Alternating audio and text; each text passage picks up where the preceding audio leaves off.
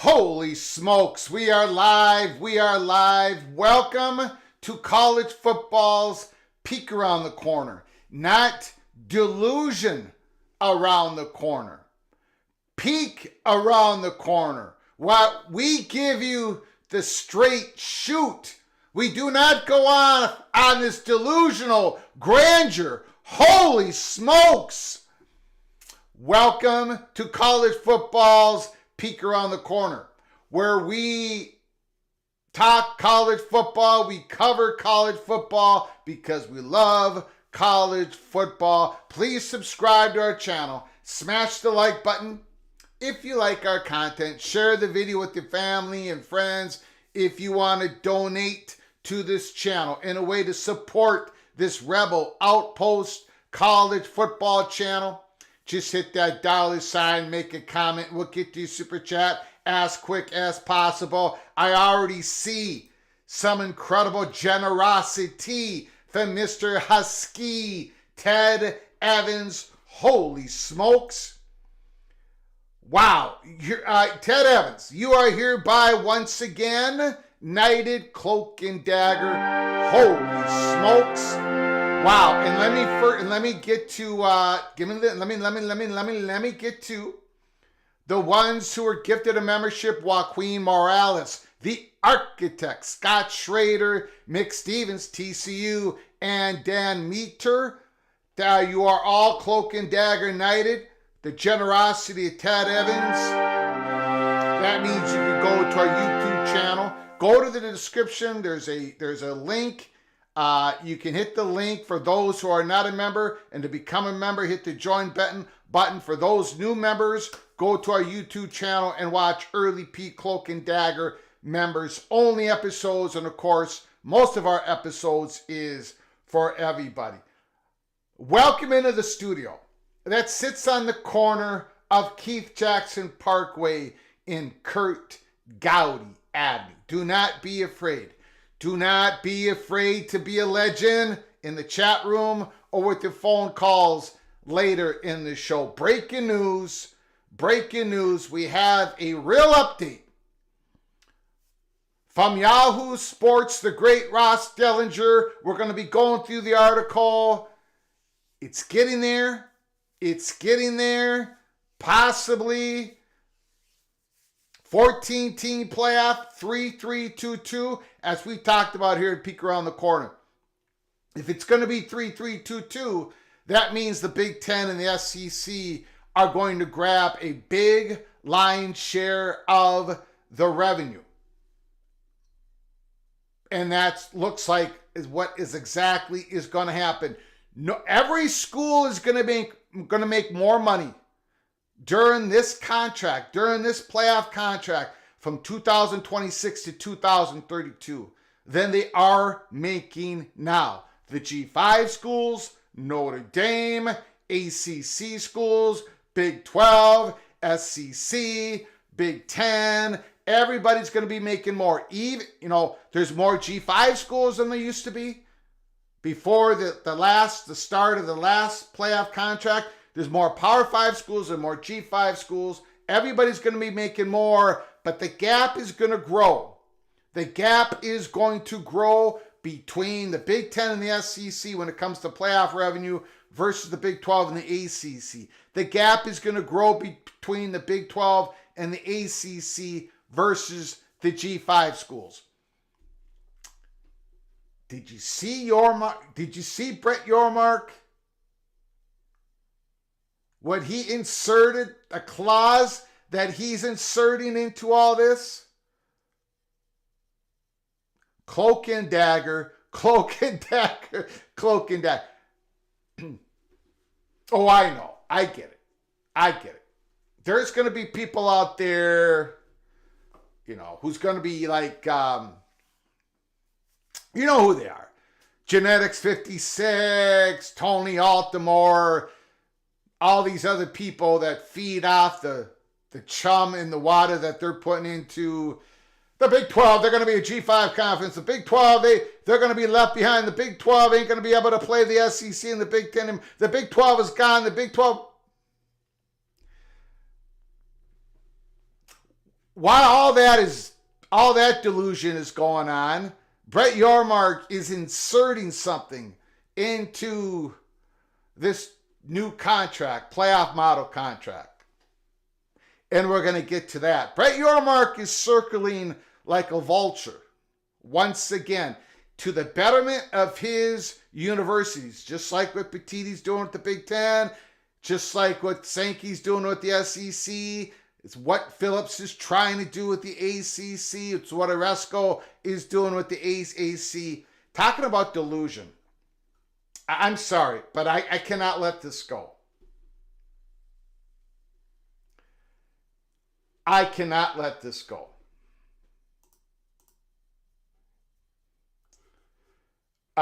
Early this morning, I'm waking up. I'm about to drive Maria someplace, the little general, right? She's going to go off. She's going to do her stuff. And I'm getting all these DMs saying, do you see what the Monty Show is going to have on? Do you see what do you think about the Monty Show? What are they talking about the Monty Show? This is big breaking news. Why aren't you talking about it, Greg? What's going on at the Monty Show? So I turn on the Monty Show. That's what it's called, the Monty Show, right? The Monty Show. Breaking news. College Football Super League has a TV deal.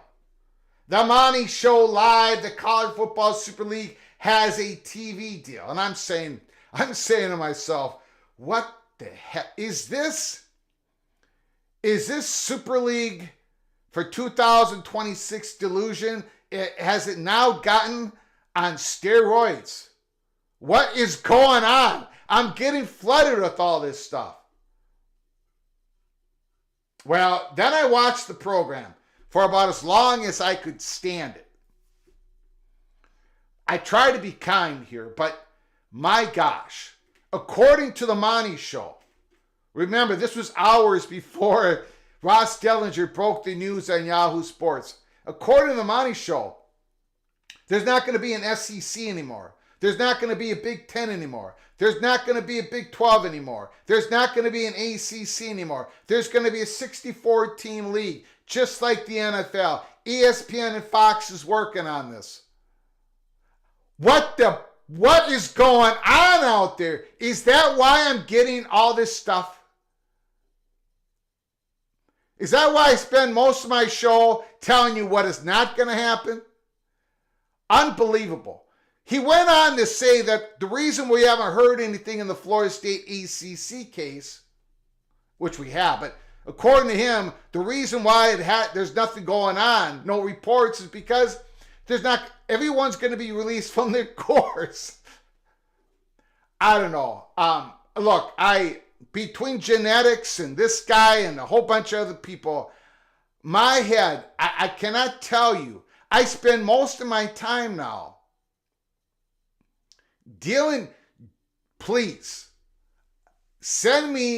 keep sending me direct messages when it comes to real reporting out there. Please don't send me any more of this stuff. There is no way I can deal with that. There's enough change going on.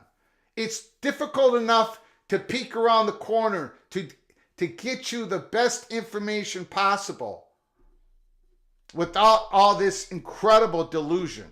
It is unbelievable what is being put out there. And none of us know the future. None of us know even what's going to happen next week. Does this really, really happen? I believe it will, most of this.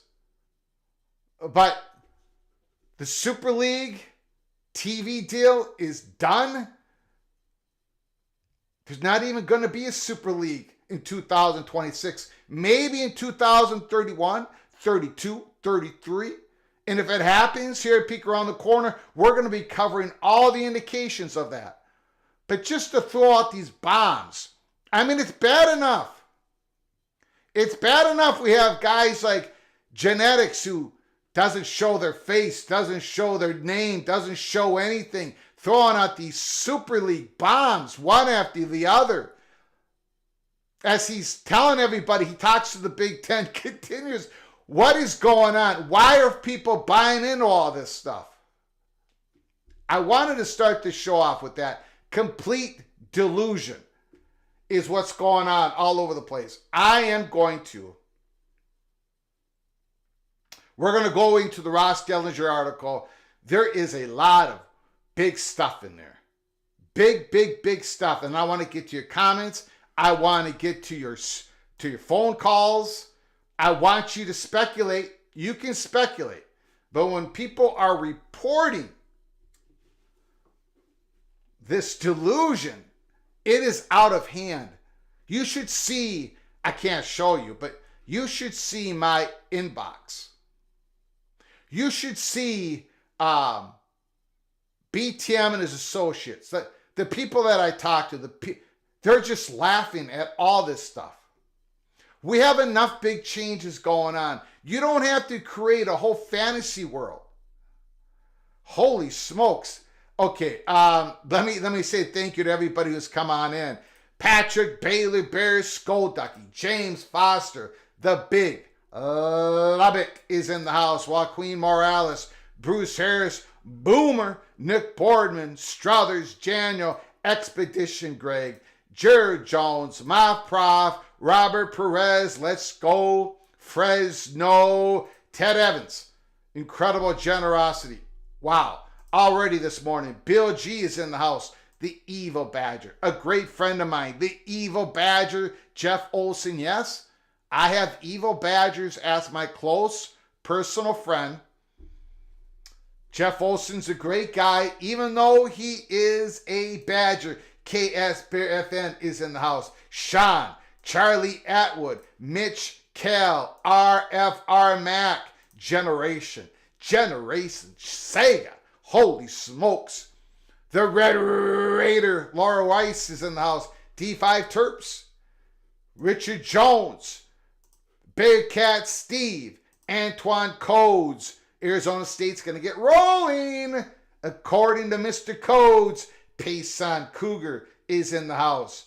Jim Reese, Crab Cakes and Football, Gavin Heckman. Allen is in the house. The Cyclone, Matt Neeson, is here. Jonathan Weaver, early peak member. Kirk Bender is going on. Marcus Williams, the Monty Show is insane. That was unbelievable. I don't know what happened there. Go Black 45 is in the house. The Evo Badger, Ryan Willie is in the house. Illini Ted, the Illinois Fighting Illini, they keep beating my Gophers. He's in the house. R.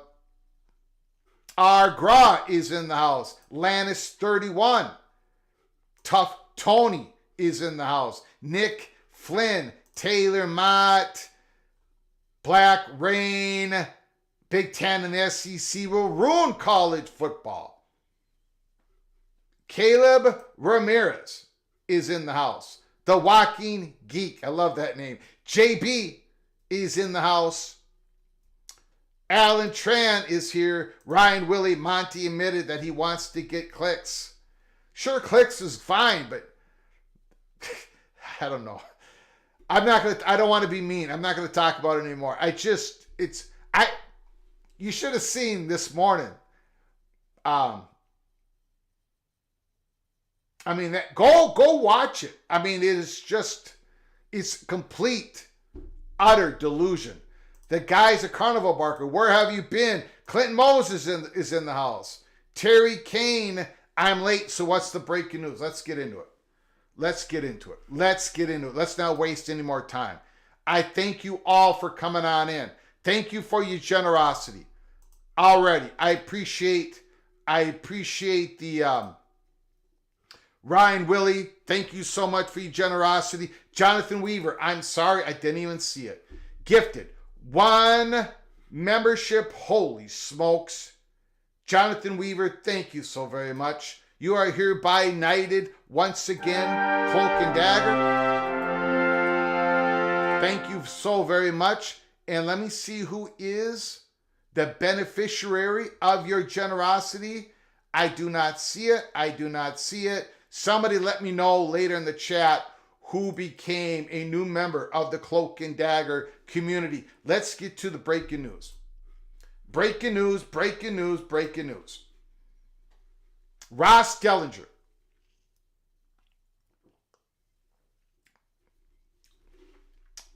With college football playoff format and future revenue in flux, here's what's on the table. As college football playoff leaders continue to examine the future of the enterprise, the industry sits on the edge. The Big Ten and the SEC are flexing their proverbial muscles. The Big 12 and the ACC toil over compromise. Playoff formats and revenue models continue to circulate. A deadline looms and an agreement is absent. There is no agreement yet. And for some, a troubling certainty exists. Any deal reached will drive a further financial wedge among the 4 major conferences. And as we talked about here at Peek Around the Corner, when we broke the news on March 31st, 2022, why USC had been calling the Big Ten, why this was going to happen, because USC wanted to get above the revenue stratification line.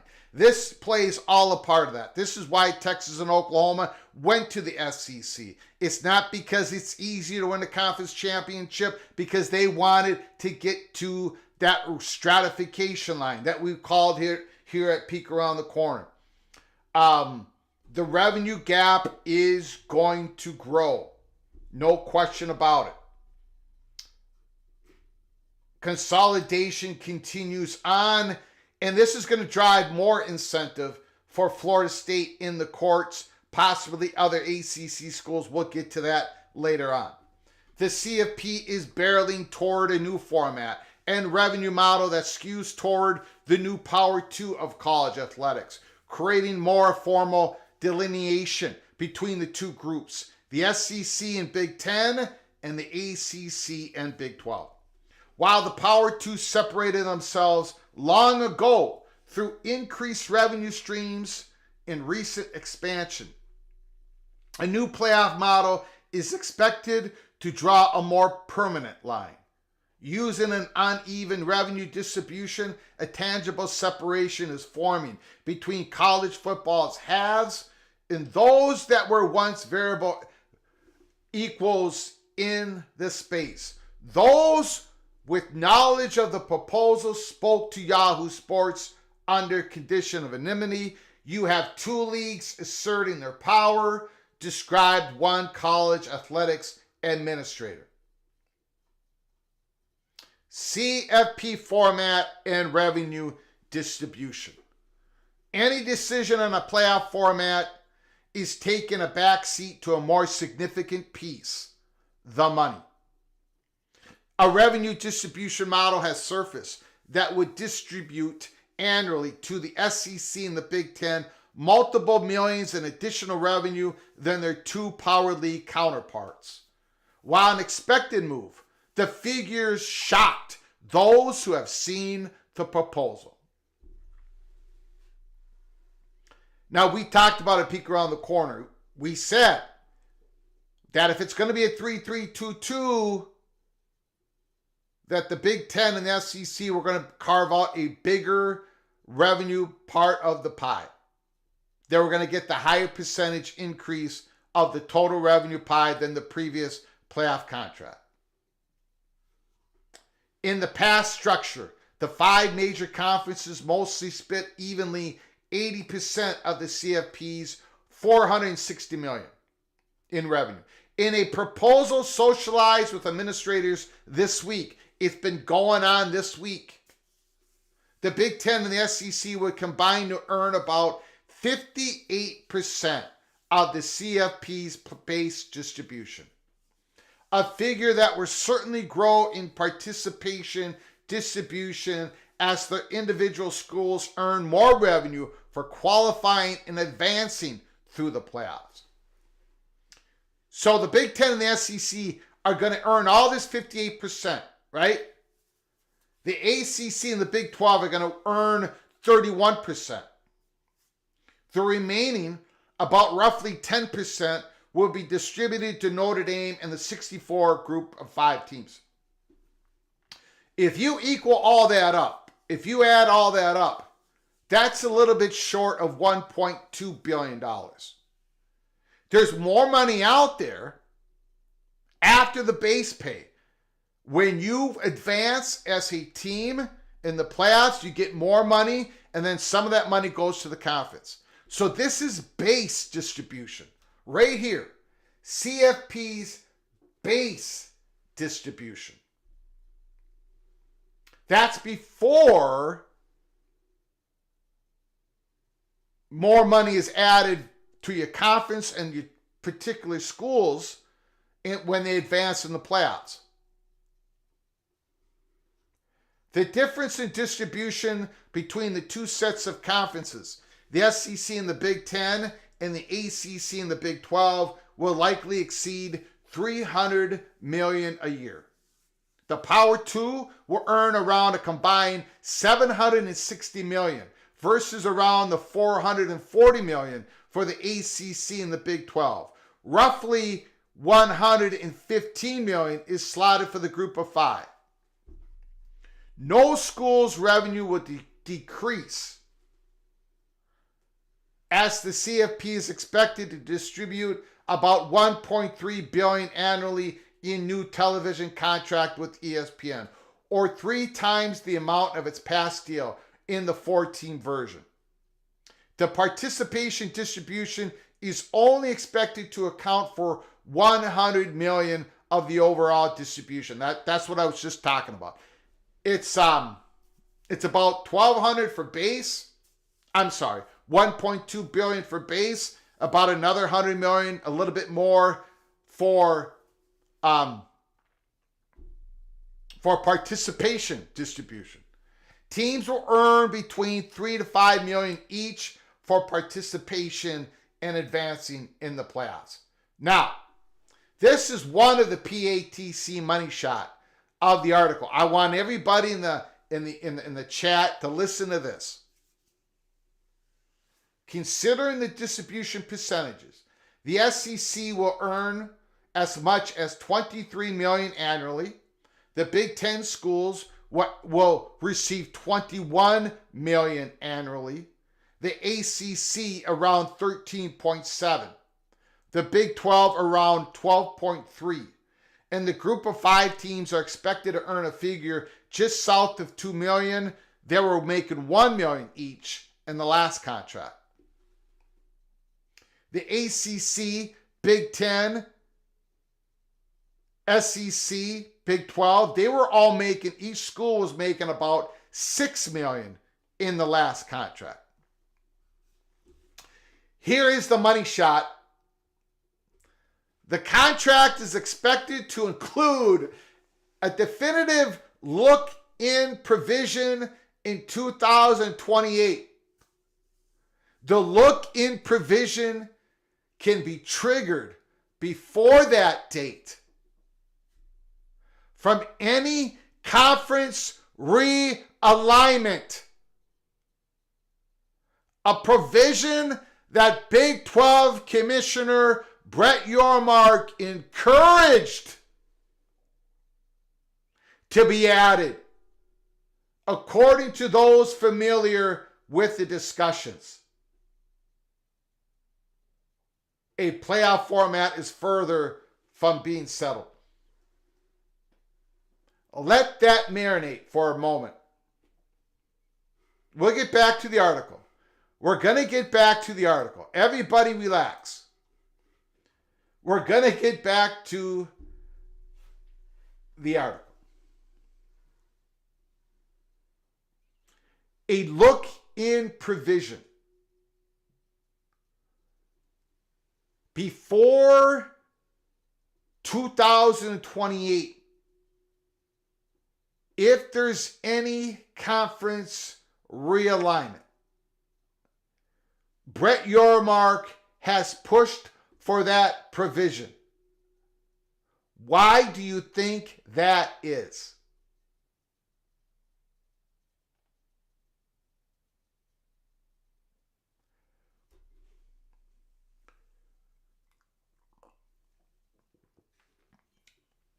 Why do you think that is? Somebody in the chat, let me know.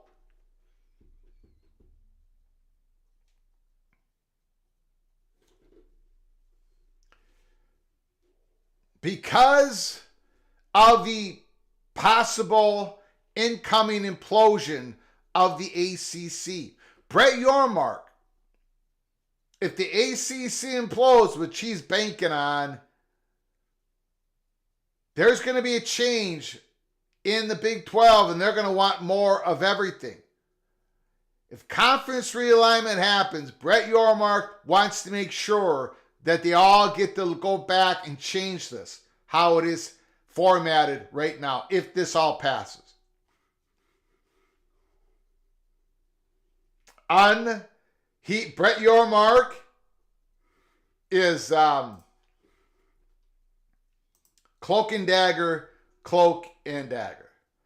A variety of the 14-team formats continue to circulate around the industry, including that one that made news last week. It grants 3 automatic qualifiers each to the SEC and the Big Ten, 2 each to the ACC and Big 12, and 1 to the highest ranked group of 5 program, with 3 at-large spots at 3-3-2-2-1-3.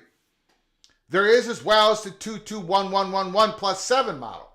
It grants 2 automatic berths to the SEC and the Big Ten, and 1 each to the ACC and the Big 12, and 1 to the highest group of 5 with 7 at large. There's also a 5 plus 9. 9 at large, 5 automatic berths. The concept of the Big Ten and the SEC holding exclusive rights over the 2 first-round byes has received enough pushback that many expect it to be tabled. The money is the more important matter. And again, there was no way that was going to pass. No way. The money part is where the Big Ten and the SEC were going to push their chips, all the chips they have, and we've been telling you about that. The great gold rush, since we coined the phrase here at Peek Around the Corner, the Big Ten and the SEC, this is where they were going to make their push when it comes to revenue. Revenue is more significant than ever. Back to the article. The major conferences and their members are gearing up for a future athletic compensation model. The concept, whether employment, revenue sharing, or collective bargaining, necessitates extra cash flow to be put aside for players. The time-honored method of distributing revenue evenly recently imploded at the conference level. Washington and Oregon took a discount to join the Big Ten. SMU and Cal and Stanford did the same to join the ACC, a league that is now distributing funds not evenly, but based on mostly football performance. Now, that trend has reached the national stage. The CFP-based revenue distribution model is mostly based on historic success in the playoff over the previous decade. Considering future realignment moves,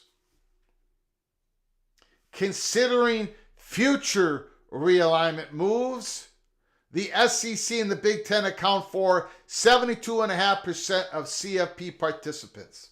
The SEC leads all schools with 17 in the 14 field when factoring Oklahoma and Texas. The Big Ten is next at 12 when factoring in its 4 new schools. And the ACC 7, the Big 12 2. I'm watching this real life curing of conferences. Washington State's President Kirk Schultz, the Pac-12 representative on the CFP Board of Managers.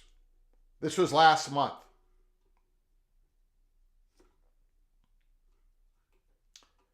What's the ACC's place in this? The ramifications of college football's new tier could be wide-ranging. None more impacted than the Atlantic Coast Conference. The CFP's further delineation of the power structure in the industry likely exacerbates the ACC's plight in keeping some of its biggest brands from exiting. The gap in revenue distribution model it is going to. The gap in revenue distribution model is going to further incentivize programs to follow Florida State's example at an illegal attempt to exit. Now, Florida State already had all the incentive in the world.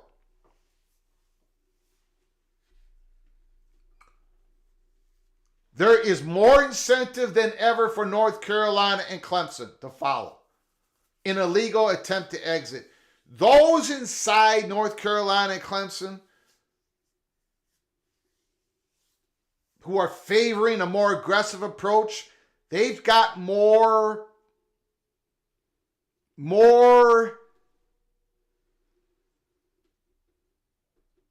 juice to push for Clemson and North Carolina to get into the courts. As their television deal falls further financially behind the Power 2, 7 ACC schools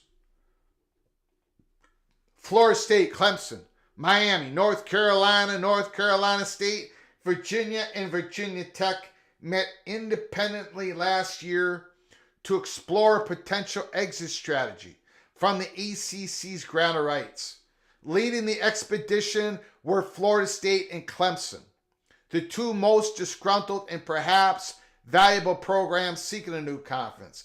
FSU took the initial steps in its exit strategy in December, making a legal filing against the league. Court dates are set for later this spring. And then the next PATC money shot of the article.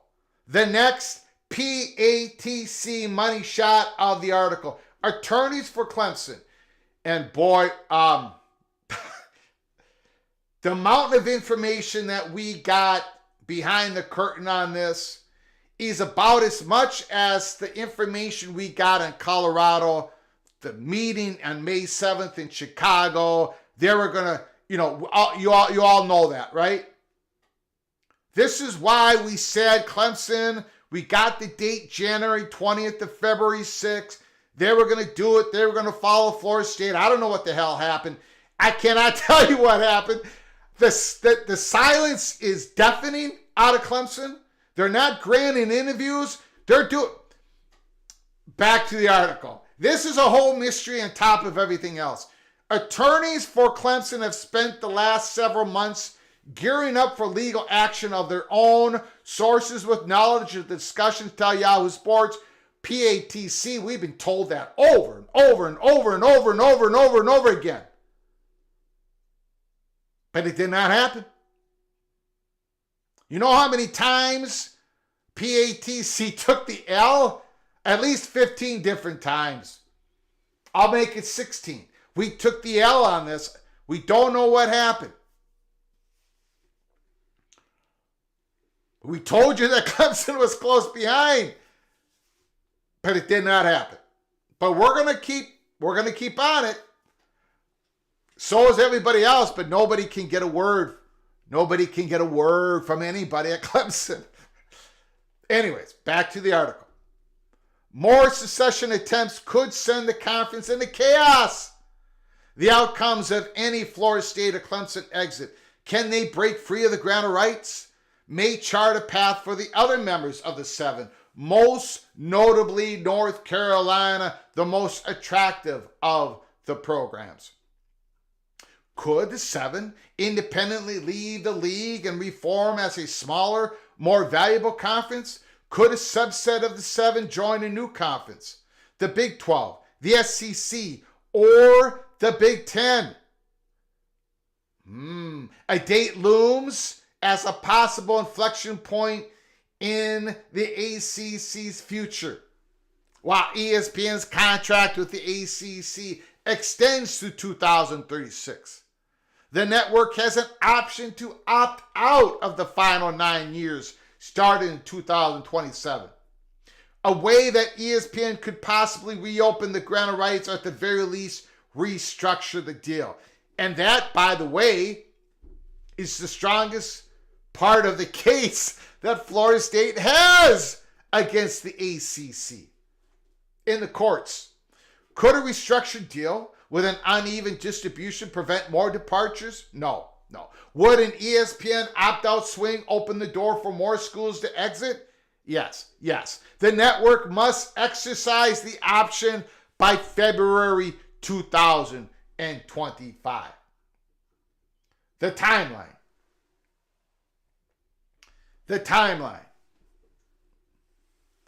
CFP, the new CFP, the gold rush for 2026.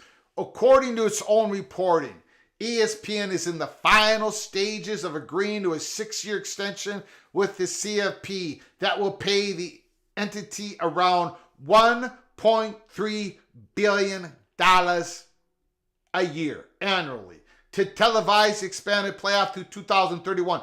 12 teams in 24 and 25, and presumably 14 teams starting in 2026.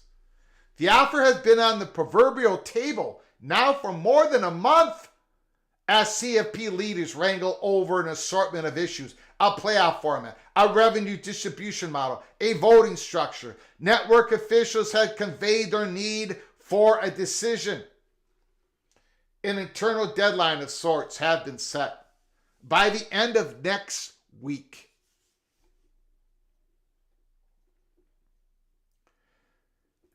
The end of next week. The conferences to agree or bail on a future CFP framework and presumably the ESPN deal entirely. It's still not completely clear how an agreement will be made, as there is currently no contract or voting structure beyond the 2025 playoff. The ESPN deal is the only thing binding the 10 leagues and Notre Dame. It doesn't have to be unanimous. Doesn't have to be a unanimous vote for a requirement of any new contract. There is expected to be a playoff voting structure change when all this happens. The expectations is that those conferences plus Notre Dame is willing to commit to the future framework will be part of the CFP beyond 2025. There it is. That is a lot to take in. You have the revenue model, 58%, 31%, or 32%. The last 10% G5 schools. No, I don't think there's any question that Notre Dame is going to get the same amount as the ACC schools. Or same amount, 13.7 million. The Big Ten schools are going to make 21 million each. The SEC schools are going to make 23 million each. The G5 schools are going to make 1.8, something like that, $million each.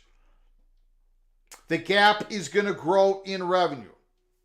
The 3-3-2-2-1-3, 14 teams, it looks like that's got the most traction. There are other models out there.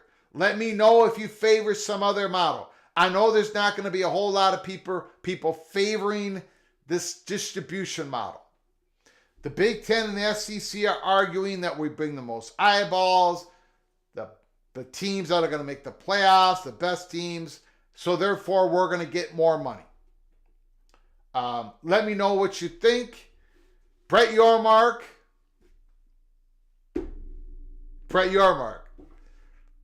Let me show it to you again. For those, I know a lot of people are joining us right now. The contract is expected to include a definitive look-in provision in 2028. The look-in provision can be triggered before that date from any conference realignment. A provision that the Big 12 Commissioner Brett Yormark encouraged to be added according to those familiar with discussions. Brett Yormark is pushing for this. Ross Dellenger reported this. I'm glad that he did. Because Brett Yormark sees an opportunity for the Big 12 to grow in value, expand, and he's going to want this whole thing to be reevaluated if and when that happens. And then to talk about Clemson. Yes, they've been meeting amongst themselves.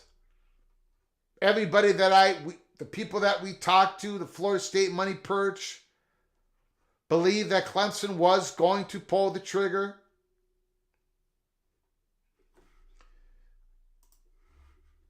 As their television deal falls further financially behind the Power 2, FSU, Clemson, Miami, North Carolina State, Virginia, and Virginia Tech met independently. Leading the expedition was Florida State and Clemson. Attorneys for Clemson have spent the last several months gearing up for legal action of their own. Sources with knowledge of the discussions tell Yahoo Sports. Yes, they have. But they haven't pulled the trigger. Okay, let's get to your comments. We're going to open up the phone lines. Let me have it. Let everybody have it.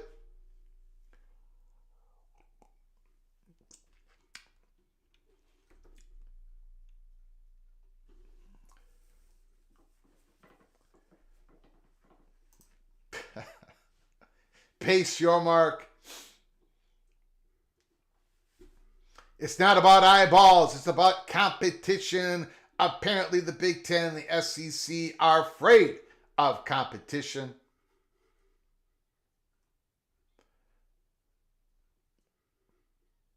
I think Florida State bails for the Big Ten.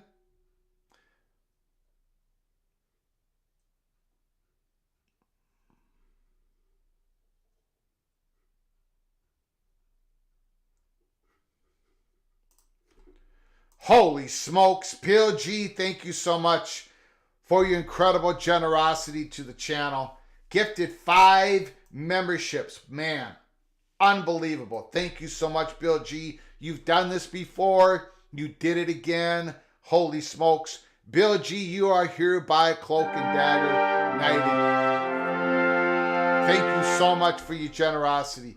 Thank you so very much. Very kind of you. And also, Terry Kane, Hawk Nil, Pretty Noel Girl, Larry M, and Brother Mazzoni. You are all hereby early peak Cloak and Dagger knighted because of the generosity of Bill G. Congratulations.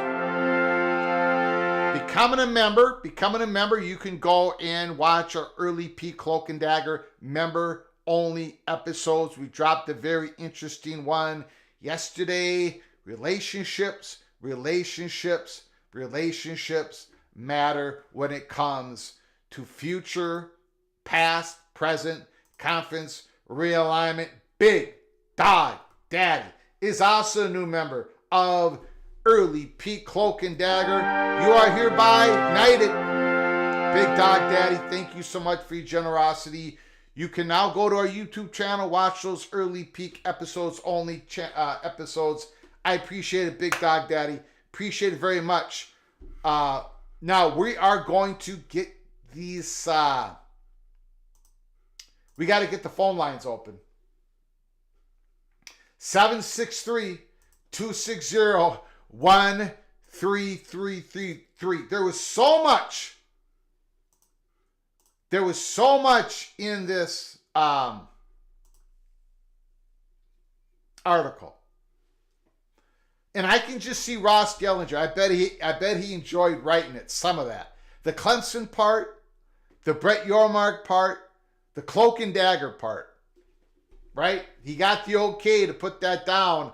Rock and Rant. Who's more delusional, Monty or is it Swain, right? Swain. I'm not going to put up a poll, but I thank you, Rock and Rant, for this super chat. Look, Monty has gone after me, so I feel like I can take shots back at that absolute delusion. Swain has never, I don't believe, really ever take a shot at me, so I'm not going to take a shot at Swain. I did see that he put out that the SEC is going to try to kick out Vanderbilt. None of that is happening. None of that is happening. Daniel Montcastle to the Big Ten. You're already in the Big Ten, Mr. Hoosier. You are already in the Big Ten. And didn't your Indiana Hoosiers just beat my Gophers in basketball? I don't know. Bill G's a legend. Absolutely. Thank you, Bill G. Big Dog Daddy. Florida State is going somewhere. 0% chance Florida State stays in the ACC. Phone lines open. 763-260-1333. Again. Nothing is official.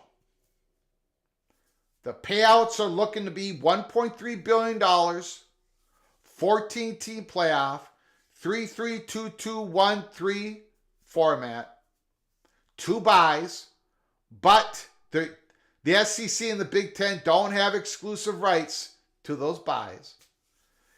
The base distribution payout is going to be $23 million to the SEC schools, $21 million each to the Big Ten schools, a little bit more than $13 million to the ACC school, each ACC school, a little bit more than $12 million to each Big 12 school.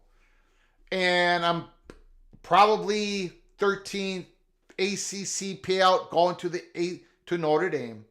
And then the G5 schools are going to be about $1.8 million each. Call from JD. JD, the floor is yours. Wondering what you thought about the Clemson talk at the Ross Dellenger article. I know that doesn't surprise you. That they've been working hard. As we've been saying at Peek Around the Corner, Clemson has been working hard. It's just I've had no ability to show any of you guys any of that. I'm glad Ross Gellinger put it in this article. What do you think? Florida State now has more incentive than ever to get out of the ACC. Yes, sir. And I think some of the framework that was discussed a month or two ago about the difference between the Power 2 and the rest of the Power 4 is pretty much proved out. It's a little I was under the assumption it would be 10 million or more. It looks like it's going to be a little less than 10 million, but 8 or 9 million is still a lot of money, on a yearly basis. So yeah, and it's a 6-year contract, so that's over $50 million difference added on to the conference media difference. And then plus they're going to make more because they're going to have more schools in the playoffs. They're going to have more automatic. But, it just all adds up to the gap is growing. No question about it. Sure. Going back to the Mon Show, and when I saw you post something on there this morning, and I think you and I had a couple of discussions earlier this morning, but I didn't watch much, but I watched briefly what he was talking about. The thing is you get a little bit of information popping out, and I'm just talking about in general, from the media side, from the conferences side, from, when I say media, I'm talking about like corporate media, and then there's also like, just typical broadcast media. So many of these things they get exaggerated or jumbled, and people run with it. I'm starting to believe that just people are running with things but without having all the information. One thing that I caught that he was saying, and he's calling it the super leagues. The mistake that he's making, or anybody else is making, is whenever they talk about the super league, it's the Power 2 breakaway. If the ACC implodes, will there be primarily 3 power leagues? Yes. Will some people call them the super leagues? Sure. But so much of it is getting jumbled up with the rest of it. I agree with you. I think there's a select group of people that want a Power 2 breakaway, but the lion's share of college football, and even more and more, it's becoming apparent that the decision makers realize that's a bad idea. It's a bad idea. At least now, for right now. Yeah. And I think you've hit the nail right on the head. It's a bad idea.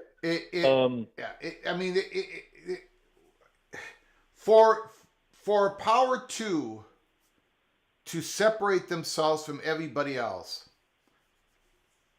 And look, if this thing absolutely implodes next week, is there a 1% chance that could happen? Yeah, but there are so many steps that are missing in this. People just kind of want to jump ahead to the next thing, and there is nothing again, there's no indication of this stuff happening. There's just no indication of it. Sankey, these guys don't want it to happen. There's too many court cases coming at them left and right. They just want to try to establish something for the next 6 years after 2024 and 25, and then we'll see what happens. I mean, we don't know what the economics is going to be. Some of these big conferences might be fracturing. We don't know what the next stage is. But to get to a Power 2 breakaway for 2026, man, I don't believe it has hardly any much of a chance. And definitely what Monty was saying. Monty's show was saying 64-team league, there's no SEC, there's no ACC, there's no grant of rights, we're all just locked arm in arm, kumbaya. He talked about Florida State and the ACC court case. This is why we're not hearing anything from it, because there's not going to be any grant of rights, so why go to the courts? I mean, he went so far past any reasonable discussion. It was amazing to watch. Well, what's happening is he's hearing things and they're skipping steps is what they're doing. I don't know what he's hearing. I don't know who he's talking to. When I've been hearing or I've caught people, different media people talk about the and I talked to you about this the other day about potential for new media deals and so on. What it is there's just a lot of talk going on right now, and there's a lot of planning. And do I agree with what he said? No. Do I agree with there's plans to get the grant of rights to become a non-factor? Oh, I believe that. Is it going to work? Oh, I don't know. But are they trying? Oh, they're going to try. And, there's some other things that I have heard that I'm not going to really go much into it because it's interesting, but I don't know. But it's a little out there, but nothing is unreasonable anymore because we wouldn't have thought we were at where we are 2 years ago. Now, but let me get back to the Clemson part of this, okay? Okay. Yes, sir. Ross Dellenger just did not throw this in the article, right? He knows what he's doing, okay? Attorneys for Clemson have spent the last several months gearing up for legal action of their own. Sources with knowledge of the discussions tell Yahoo Sports. That's pretty, whoops, I don't have it on the screen. I apologize, everybody. Attorneys of Clemson have spent the last several months gearing up for legal action of their own. Now, we've been told that not by Ross Gellinger, not by Yahoo Sports, but people in the industry.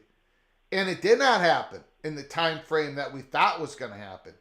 But the way that Ross Dellenger put it, John, JD, is he's kind of giving you a little wink, wink, hint, hint. He put it in an article, JD. He put this in an article, which is basically he's laying out that Florida State, Clemson, North Carolina have more incentive to do the legal action. Sure. Clemson was just given more incentive to follow Florida State's footsteps. Go ahead, sir. Well, when it comes to consideration, and you hear the lawyers talk about consideration and the ACC doing their due diligence and so on, everybody has to admit that that's a good legal argument. The ESPN not renewing the option is a grand slam, or any ways to get the GOR out of the way is a grand slam. But the consideration argument is a good, valid argument. And when you're talking about the college football playoff structure now relegating ACC teams to a lower tier versus their counterparts, how is that not You know, how does consideration in any type of that not come into play? You know, and people say, well, that's just a minor thing. No. When you're a part of a conference and you're a part of an organization, and just by associating with them, your value of your brand will decline, is immediately declining. Yeah. Courts aren't, from what I understand, courts aren't going to try to force you into staying into one of those type of an arrangement. You can't force a business to go out of business. You know, yes, it costs money to get out. It costs money to put yourself into another situation. So what I'm saying is that as some of this is defined, new doors open and new opportunities open, or opportunities that were, let's say, you know, one of the claims that Florida State made now has even more teeth, and then Clemson can claim the same things, you know? So I think that's one aspect. There's probably more that I'm not considering, but just off the cuff, that's a big one. I mean, how do you feel about that? It is. I mean, if this passes, if this happens next week, right? If this happens next week and this gets cemented, this might be the last push that Clemson needs internally to now go to the courts in the state of South Carolina against the ACC. Because, again, you don't have to take my word for it.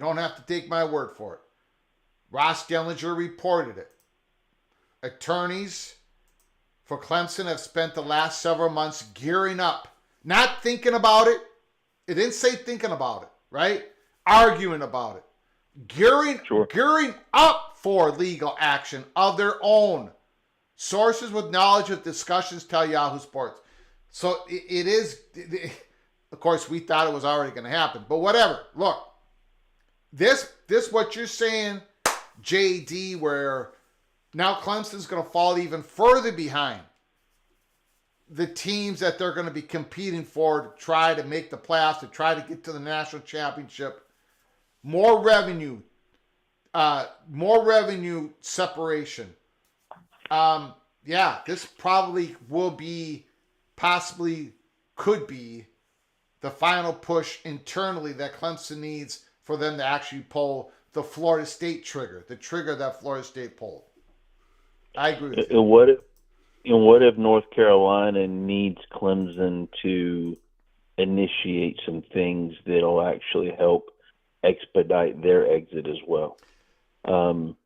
You know, Clemson might need North Carolina's help to go where they want to go. Well, North Carolina might need Clemson's help to start the process. Yeah, I think as we reported, people are saying that they're holding hands, Clemson and North Carolina.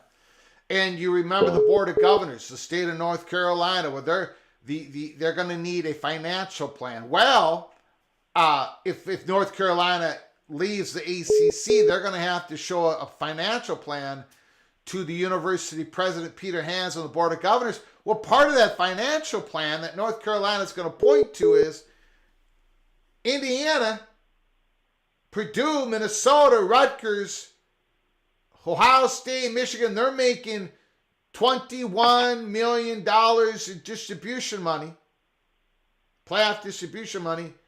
We're making $12 million, $13 million. That's an $8 million difference besides all the other differences we have with them. That has to be, now they're going to use that as part of their financial plan to say, see, if we have the opportunity, if we get the invitation, which we will by both conferences, we got to leave. Sure. That's going to help their cause. Well, think about it like this. As of today, okay, and let's just say FSU hadn't even filed a lawsuit yet. If UNC was wanting to go to the SEC, then the Board of Governors could more or less muddy the waters and make it really difficult for them to initiate their exit.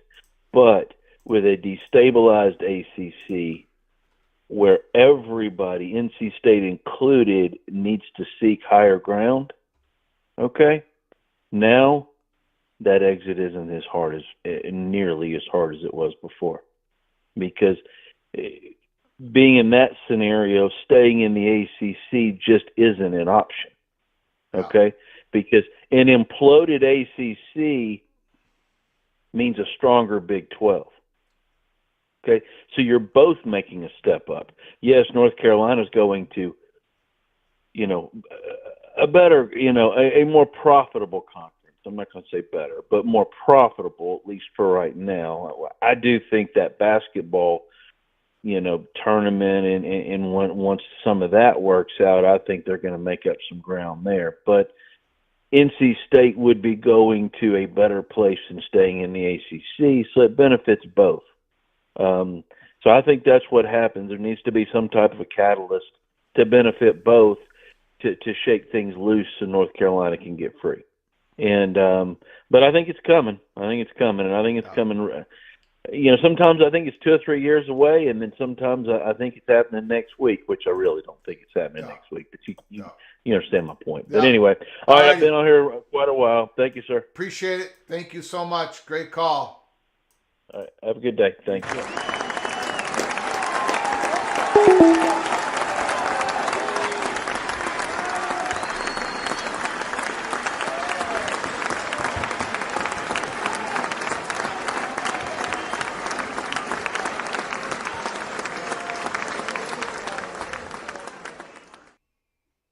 All right, phone lines are open. 763-260-1333.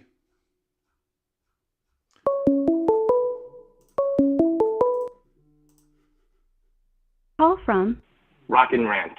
Rock and Rant, the floor is yours. What are you thinking, sir? Hey, man, happy Friday to everyone on the call and the show today. So I don't really have a big disagreement with anything you're saying, but I don't read what Ross is talking about in terms of Clemson the same way necessarily that you are, in the sense of, okay, I'm not 100% sure from what he said that there's anything fundamentally different on what's going on with Clemson, because it's not changing anything that you've previously talked about or that he's previously mentioned before. It doesn't say, I've talked to them recently, or I talked to them today, and they're still doing this. It could just be restating, because a lot of the other part of the entire article is restating things that we have known, in addition to, as BU pointed out to me, the revenue breakdown. Yeah. So I would agree with you, except I have this tingling sensation, Rock and Rant, because he used this phrase. Attorneys for Clemson have spent the last several months gearing up for legal action. He did not say the attorneys for Clemson spent the last several months. He didn't put it in a way of past tense. He did not say they got ready and they decided not to do it.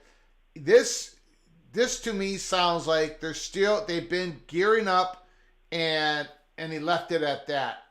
I think it means more. I think it means a lot that he put it in here. I think it's entirely possible what you're saying, for sure. I'm not saying I'm guaranteed, right? But I didn't read it the same way. Got it. So, one, I don't think they stopped at all, to be clear. I don't think that's at all, despite the fact that they didn't do the timeline that you did. I also, the other side to consider is, I don't think that Clemson's lawyers were like, hey, now that we might get $7 million less as opposed to $50 million every year, well, now we have the ammunition we need. I don't really see that the case. I also don't think that they're like, well, we just hired less lawyers or we want to bill more hours, so it's taken us 3 more months to figure out all this stuff to do to go for this lawsuit, especially since Clemson has led the way. I mean, Florida State has led the way with all this discovery that Clemson's been able to discern. So I wouldn't be surprised at all if it is a tea leaf of what's about to drop. I'm super curious again about next week when the conference tournaments are going on and if the ACC does their normal meeting, what we may hear whispered around there. Clemson is in a different position as North Carolina is, as Miami. Like, Miami has the least incentive to go, forget about like who has a landing place or not. Miami has the least incentive to do a lawsuit action right now publicly or anything like that, because they're the one that have the closest alignment with state laws, right? They can let Florida State plow the road and come in later, whatever, whether that's the case or not, who knows? Clemson has its own unique situation. North Carolina has its own unique dynamic with NC State. But I just don't see that, hey, now that the playoff could be $7 million less, now they have the ammunition. They either have the ammunition or not, because $50 million or whatever that number gap between the ACC and Big Ten could be was already in existence. It's not like, if I were them, I would also be waiting for another 2 or 3 weeks. What's going to happen in March at the next hearing? What's going to happen in April when it switches off? Because it's not going to fundamentally change their time. So I would love to see them do something, because I would like whatever is going to happen to just happen, and I'd love to be talking about everybody's spring practice sooner than later, one of these years. But I wouldn't doubt what you're saying is happening at all, or read into what he's saying, but I didn't read it the same way the first time through, so I just wanted to throw that out there. No problem. And I would not expect anybody to do anything. Clemson and Notre Dame, now after the winter meetings and before March 22nd and April 9th, where those, the court cases in Mecklenburg and Land County, where they begin, not now, but I don't know. I think Ross Dellenger put it in there for a reason, but I understand your take. I appreciate the call, Rock Rant. Have a great weekend. You too, sir. Bye. Great call, Mr. Hurricane.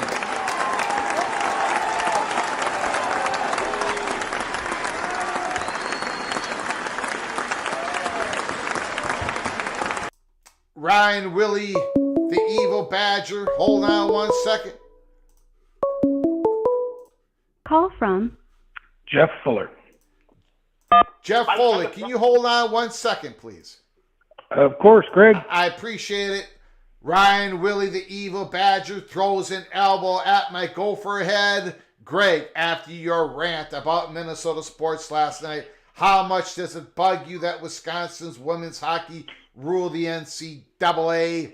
It bothers me a lot. It's going to be short-lived. But yes, it does hurt.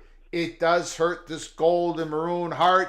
Thank you, Ryan Willie, for the super chat. I appreciate your generosity once again so very much. John Teal, super chat. How about a Greg's way to early consolidation? And if we go to 24, what 6 would go to the Big Ten? What 8 go to the SEC? All in fun. I say Stanford, Utah go to the Big Ten. I'll let you speculate on that, John. I don't really like to mix up my speculation with my reporting, but I do appreciate you super chat, and you're still on the Stanford of Big Ten. I see that. Thank you so much for your generosity, John. Appreciate it. Jeff Fuller, the man, the myth, the legend, is on the line. And again, Don McNerney, thank you for your super chat. I forgot about yours. I apologize, Donnie. Thanks again for your generosity. Jeff Fuller is on the line. The floor is yours. What do you got to say, good sir? Yes, sir, Greg. Big news. I guess nothing shocking and nothing finalized yet. But I think we all sort of knew when they said, Big Ten and SEC, we want a protected by spot.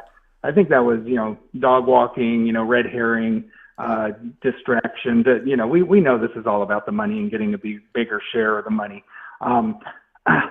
Your opinion. Do you feel that the Big Ten and the SEC are justified in wanting more money out of the CFP? Justified.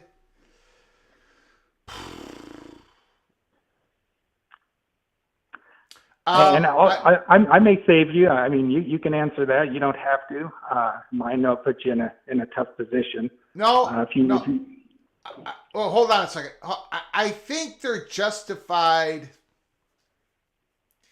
in looking back at the last contract in saying to themselves, boy, not only did the Big Ten, I mean, the last contract, $79 million or $78 million was distributed to each Power 5 conference.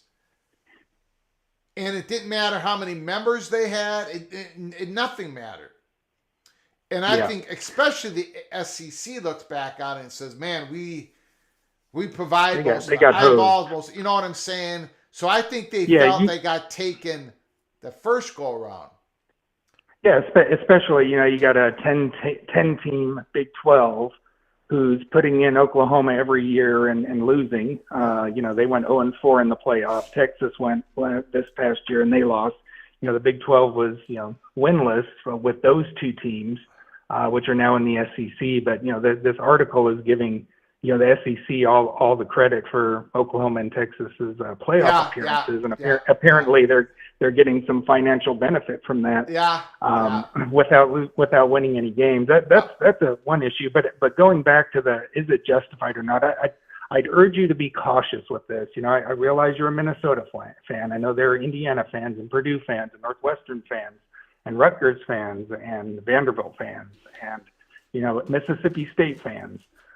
If they feel justified that this big of a disparity is justified between conferences, we know the other shoe's going to drop, and Ohio State and Michigan and Georgia and Alabama, Tennessee, Penn State, they're going to say, well, we're the biggest brands. We've had the most success in the playoffs. We're earning the money, and eventually we're going to have, maybe 8 or 10 brands that are just, they're going to decide to join the NFC and AFC.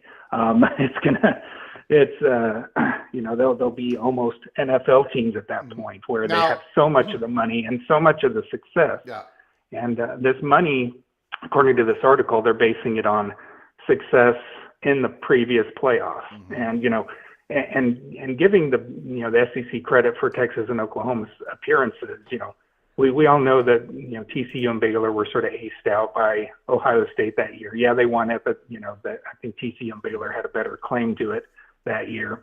But, any conference can send teams to go and lose. And that's what the Big 12 with Texas and Oklahoma did. TCU's one appearance gave the Big 12 more wins in the playoff than Texas and Oklahoma have in their whole history. I know it's sort of based off the NCAA tournament where, you go further, you get more units, you accumulate more revenue that way. I think there's some justification to that. And I think there's some justification as well to brand size. But, I think it is justified, but, be careful if you're a fan of one of these smaller schools in the bigger conferences that, you're protected, you're safe now, you're getting an equal share of the media money, which honestly is not justified. You're getting an equal share of playoff money. I mean, how much money has Minnesota brought in from their playoff appearances? And I know I'm a BYU fan. We've never been to the playoff. Utah the same, never been to the playoffs. Things will change with a bigger playoff. More teams will get in, more units, more rounds. But we need to, and I don't know where that line is, how much brand matters, how much, the media companies value. They're probably looking at all these numbers in these meetings and trying to, come to an argument. But I would just let you know as a Minnesota fan and other fans, be careful. Let me answer that. I got the point. For college football. Okay, I got the point. Let me answer that. I don't have to be careful. I've been talking about how these larger conferences could fracture in the years ahead if the economics change. So I'm not coming from this as a Minnesota fan. So I don't have to be careful. I do recognize, but there's also another point of this, because I see Patrick and other people taking continuous shots at your Indiana, at your Illinois, at your Minnesota Northwestern. I want to make something perfectly clear.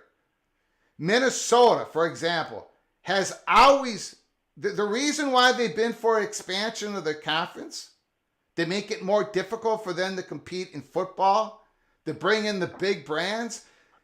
The reason why Minnesota has voted for this, Jeff, have pushed it, is because they knew. I've been reporting it for 10 years.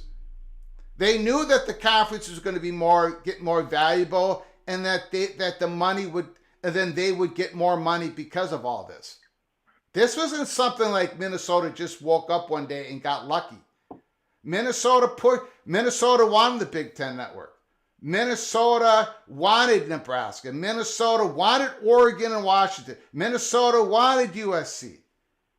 Even though they were going to go further and further down the standings, but they knew the value of the conference was going to grow. Look at the Big 12. There's some schools in the Big 12 that's going to be harder for them to compete now.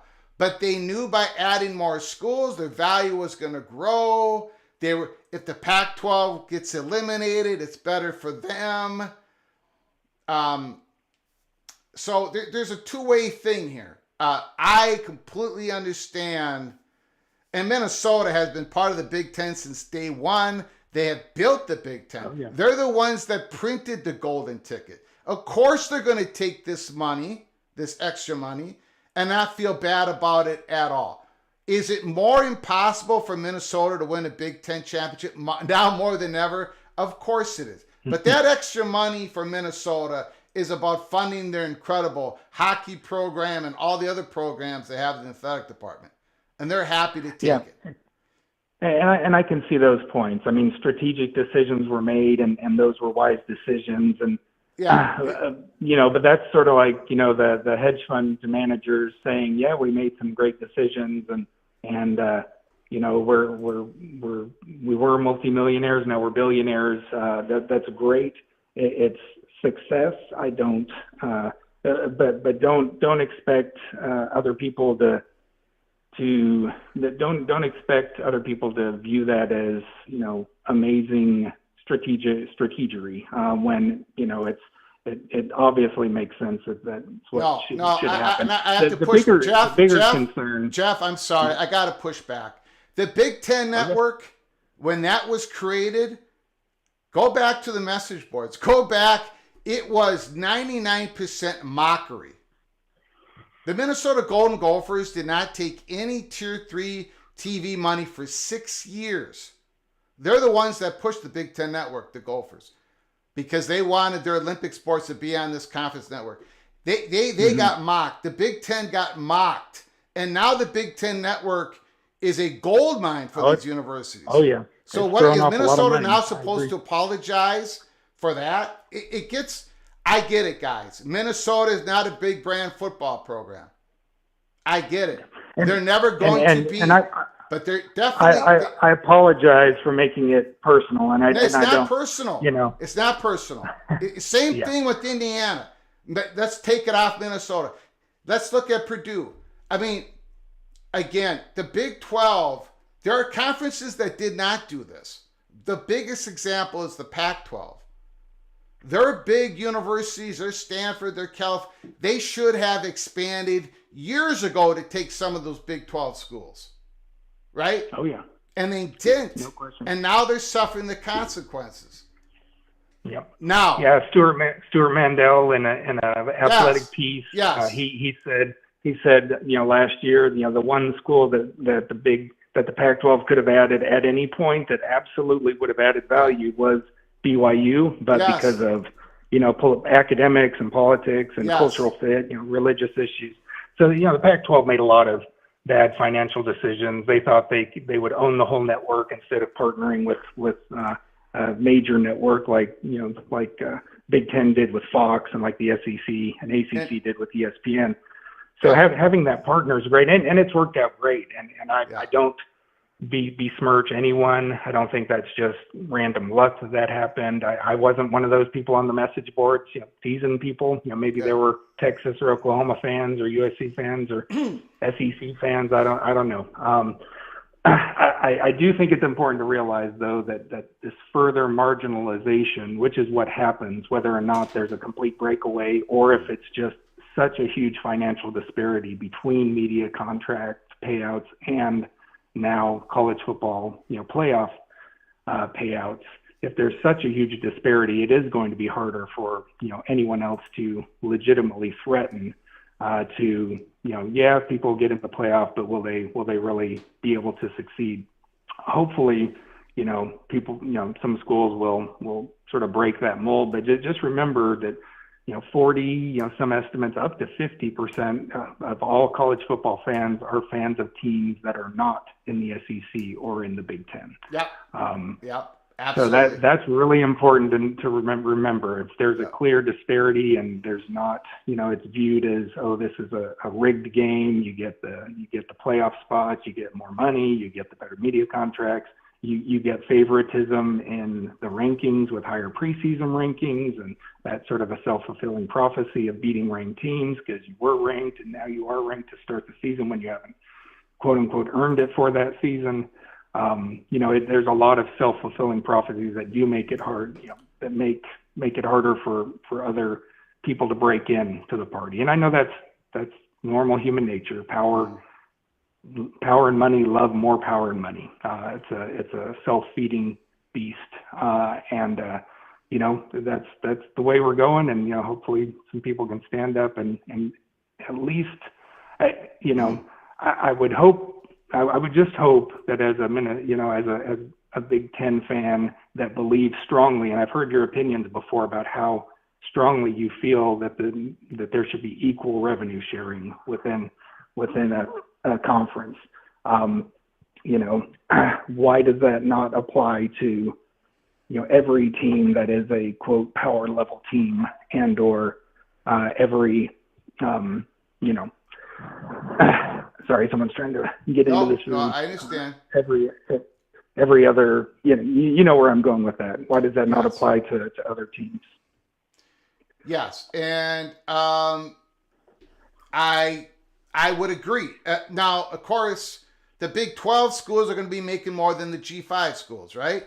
But they're all FBS schools. Yeah. It's a tiered system, yeah. Yeah, see, it's a tiered system. So, again, the Big 12 is about to, Brett Yormark put that clause in there, right? Today, we talked about it, right? He's circling the vultures around the ACC. That's what he's doing. Everyone's looking out everyone's looking out for their best. I'm going to end the call with two things, Jeff. If the Ohio State, Buckeyes, Michigan, and Penn State, and on all of them, the top half of the Big Ten, want to do some merger with the big top half of the SEC, or just go fracture on their own or whatever, PATC is going to be covering that story. Okay? I promise you. We're going to be covering that story. And one other thing, for everybody in the chat room, if you want to talk about money disparity, what do you think's been going on in the let's just take the Big Ten, for example. What do you think's been going on in the Big Ten for the last 30 years?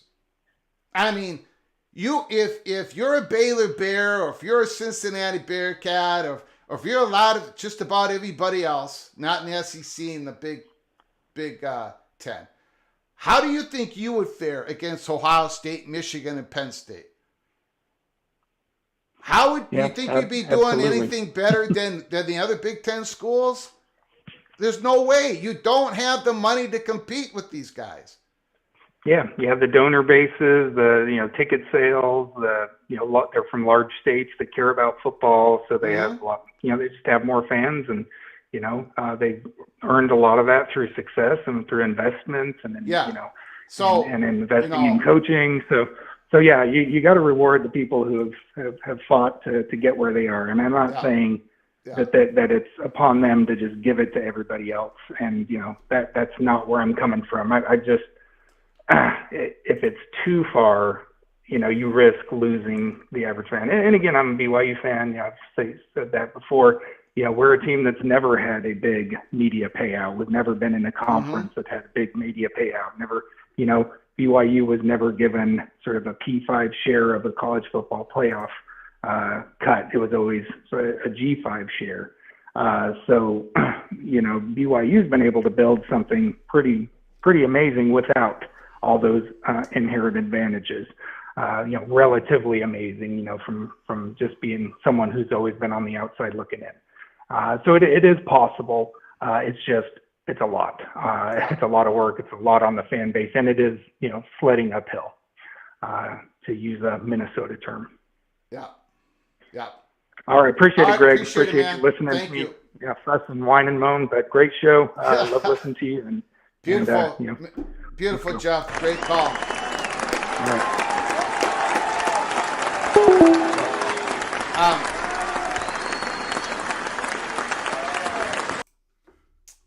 Greg, I think you're missing multiple points. Kansas City won't be able to outspend IU on basketball coach. Yes. I'm not missing that point. I'm not missing that point. This is why USC called the Big Ten. This is why Texas and Oklahoma. I'm not telling you about justice. I'm not talking about justice. I'm talking about everybody realized that this was going to happen, or most people. This is why USC called the Big Ten, ladies and gentlemen. This is why, and I'm the one who broke it. I get it. I understand it. Call from Steve-O. Steve-O, can you hold on a second? Sure. I get it, guys. I know. And look, and there's nobody, hardly anybody, especially somebody who's a fan of a Big Ten and SEC team. There's nobody who's been pounding the table more than me on making sure that G5 have playoff access. That there's just not going to be a Power 2 complete breakaway from the ACC and the Big 12. There's nobody who's been pounding the table more than myself on this.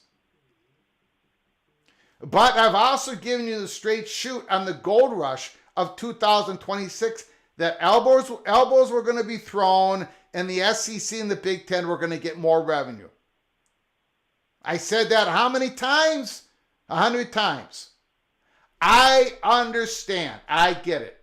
I get the frustration, but this is something that we've been talking about for 18 months?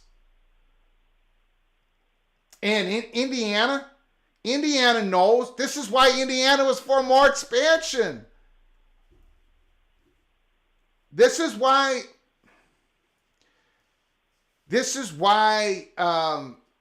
you work to get more value for your conference. Anyways, go ahead. The floor is yours. Hey, what percent did Jeff Fuller say are not SEC or Big Ten fans? I didn't catch that. He said 50%. I don't think it's that high, but okay.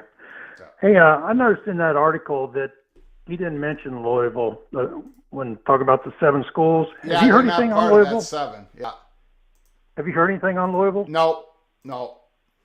Okay. Last night you were talking about if Notre Dame could leave the ACC, but they'd have to take all the sports.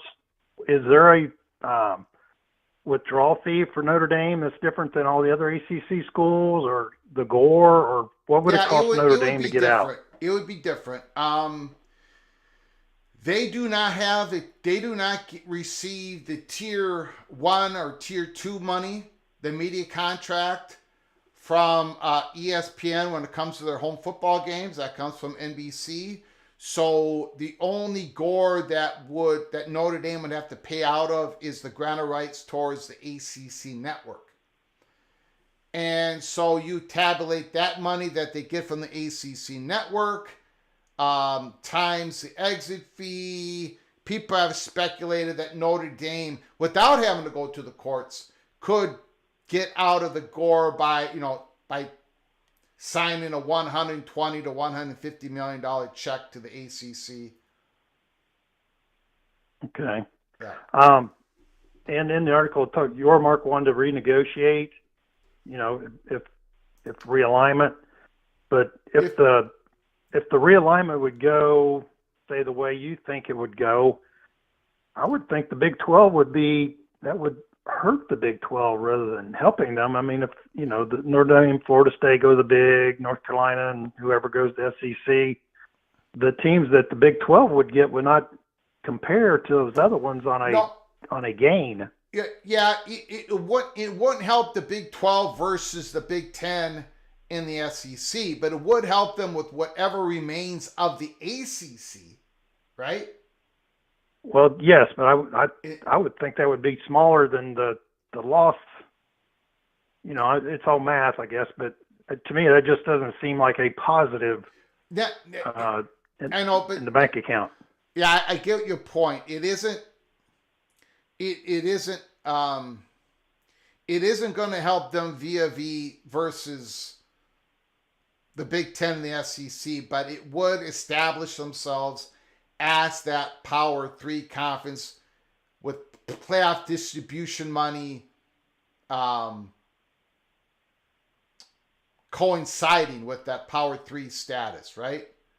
It would make sure that they would get another automatic qualifying spot for the conference, Big 12, right? Okay. Maybe they take one of ACC's qualifying spots. I don't know, but it's interesting. You make a good point, but Yormark definitely wanted that in there. Okay. I just dollar-wise, Yeah. I'm just not seeing it yet. So. Yeah. All right. Glad to hear Beautiful. JD and Jeff Fuller. Thank you. Got it. Thank you.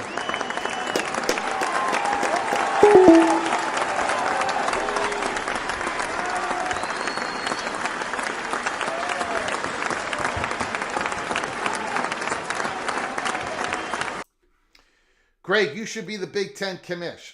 The Big Ten don't like me. And I've got quite a bit of evidence on that. So,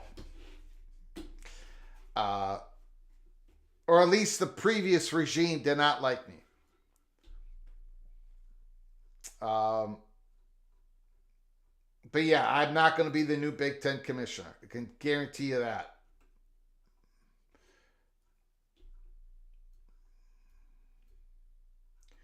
I mean, it's one of those things, right? Lot of Big 12 fans in the chat, right?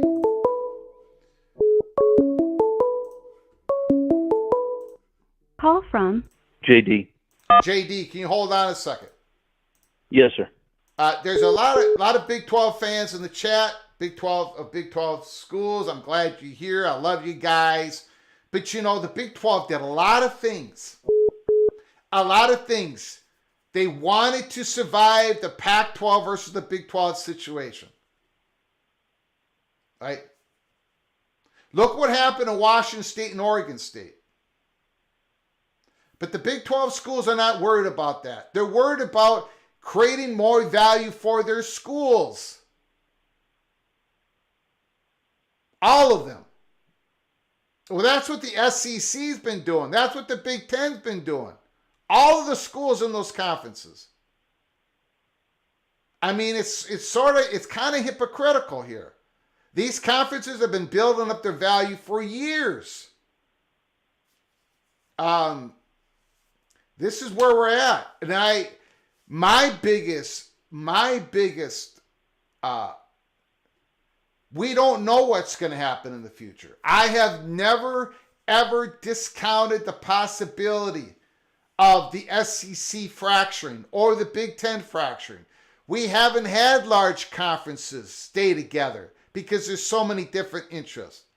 I have discounted the possibility of the SEC kicking out of Vanderbilt, but not the potential fracturing of these larger conferences. The Big 12 could fracture. We don't know. We don't know the different economics of it. But, to level these things against it, Illinois and Indiana, Purdue and Minnesota, they've been doing this for years to work up the value of the conference so then they could reap the benefit. And then suddenly people are saying, how dare they reap the benefit? It makes no logical sense.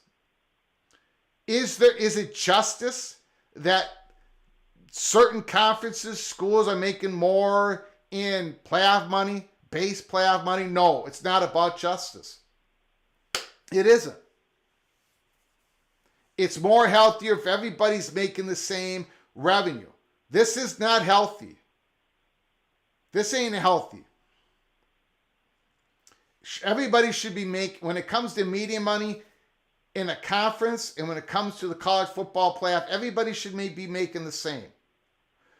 But we have had to tell you what we believe what was going to happen. And for 18 months, we said the SEC and the Big Ten were going to take a bigger share of the revenue pie because this is what they wanted. We gave you the straight shoot on it. Go ahead, JD. The floor is yours. Yeah, sorry to call back twice, but I had to do a little bit of a rebuttal here, and this is a respectful rebuttal to Rock and Rant. This was a little bit too much to put in the chat.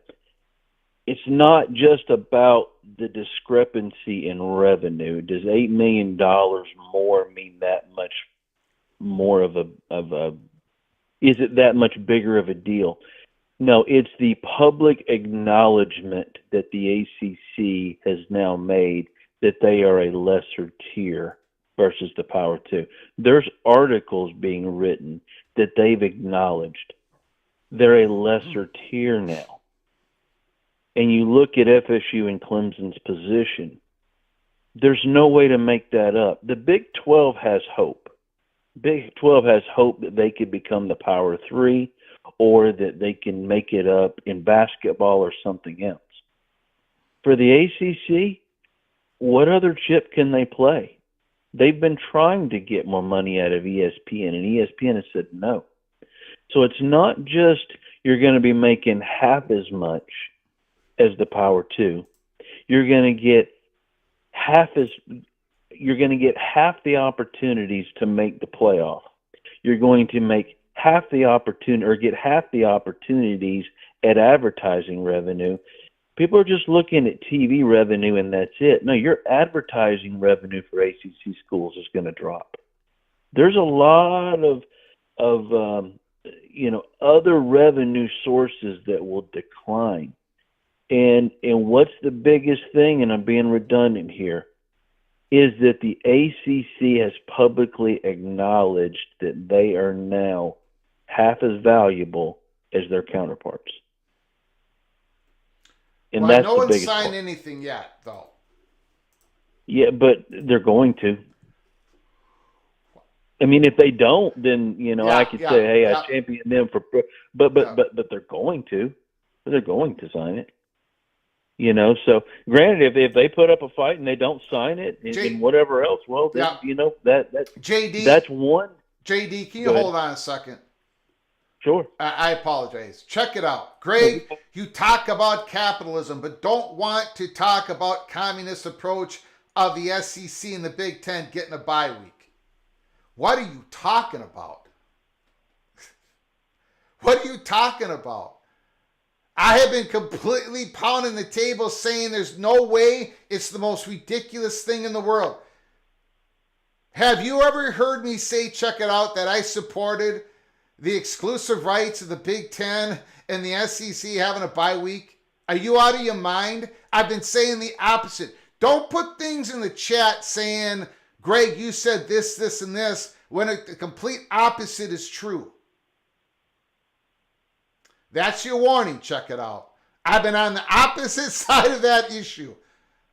And I had a whole live show that I just went off the beaten. I had a huge rant on it. Don't be putting stuff in the chat. You have no idea what I've been saying. You just put it out there because your butt hurt on something else. Be careful. JD, the floor is yours.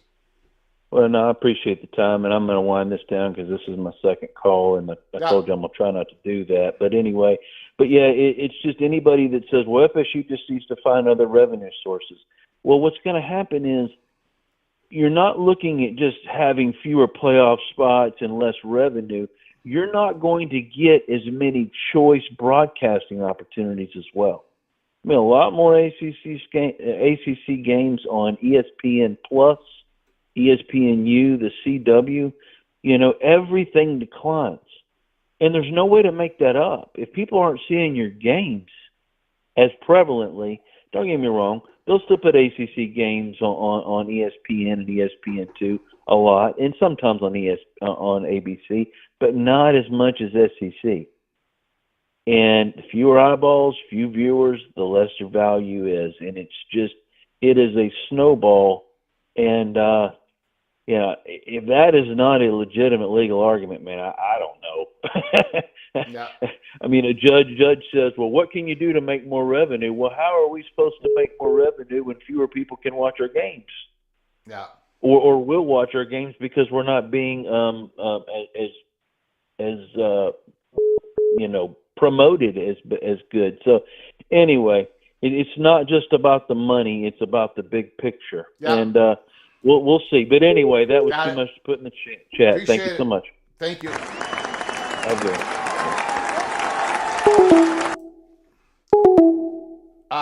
Somebody just hung up. Please call again. Well, check it out. Not saying you are for it, but you just said me. You just said, Greg, you talk about capitalism, but don't walk to talk about communist approach. I did though. I absolutely did. I can't imagine anybody taking on the Big Ten and the SEC more than I did. I can't imagine it. Call from Chris Kenny. Chris Kenny, the floor is yours. Thanks for calling. Appreciate it. Thanks, Greg, for having me. I haven't read all of the article yet, Okay. so I don't want to get too far. And I'm just joining the show now too. Got So this may be ground you've covered, and I apologize. I don't want to get too far over my skis. What I did skim though, is kind of the general proposal around revenue distribution and how, even if the Big Ten's not going to get 4 automatic bids or they're not going to get the auto buy, which I think we all agree was just a negotiating ploy to see how far they can push these other issues, the money that they're getting, almost approximates. It's an outside share that would approximate if you got 4 auto bids or pretty close to it.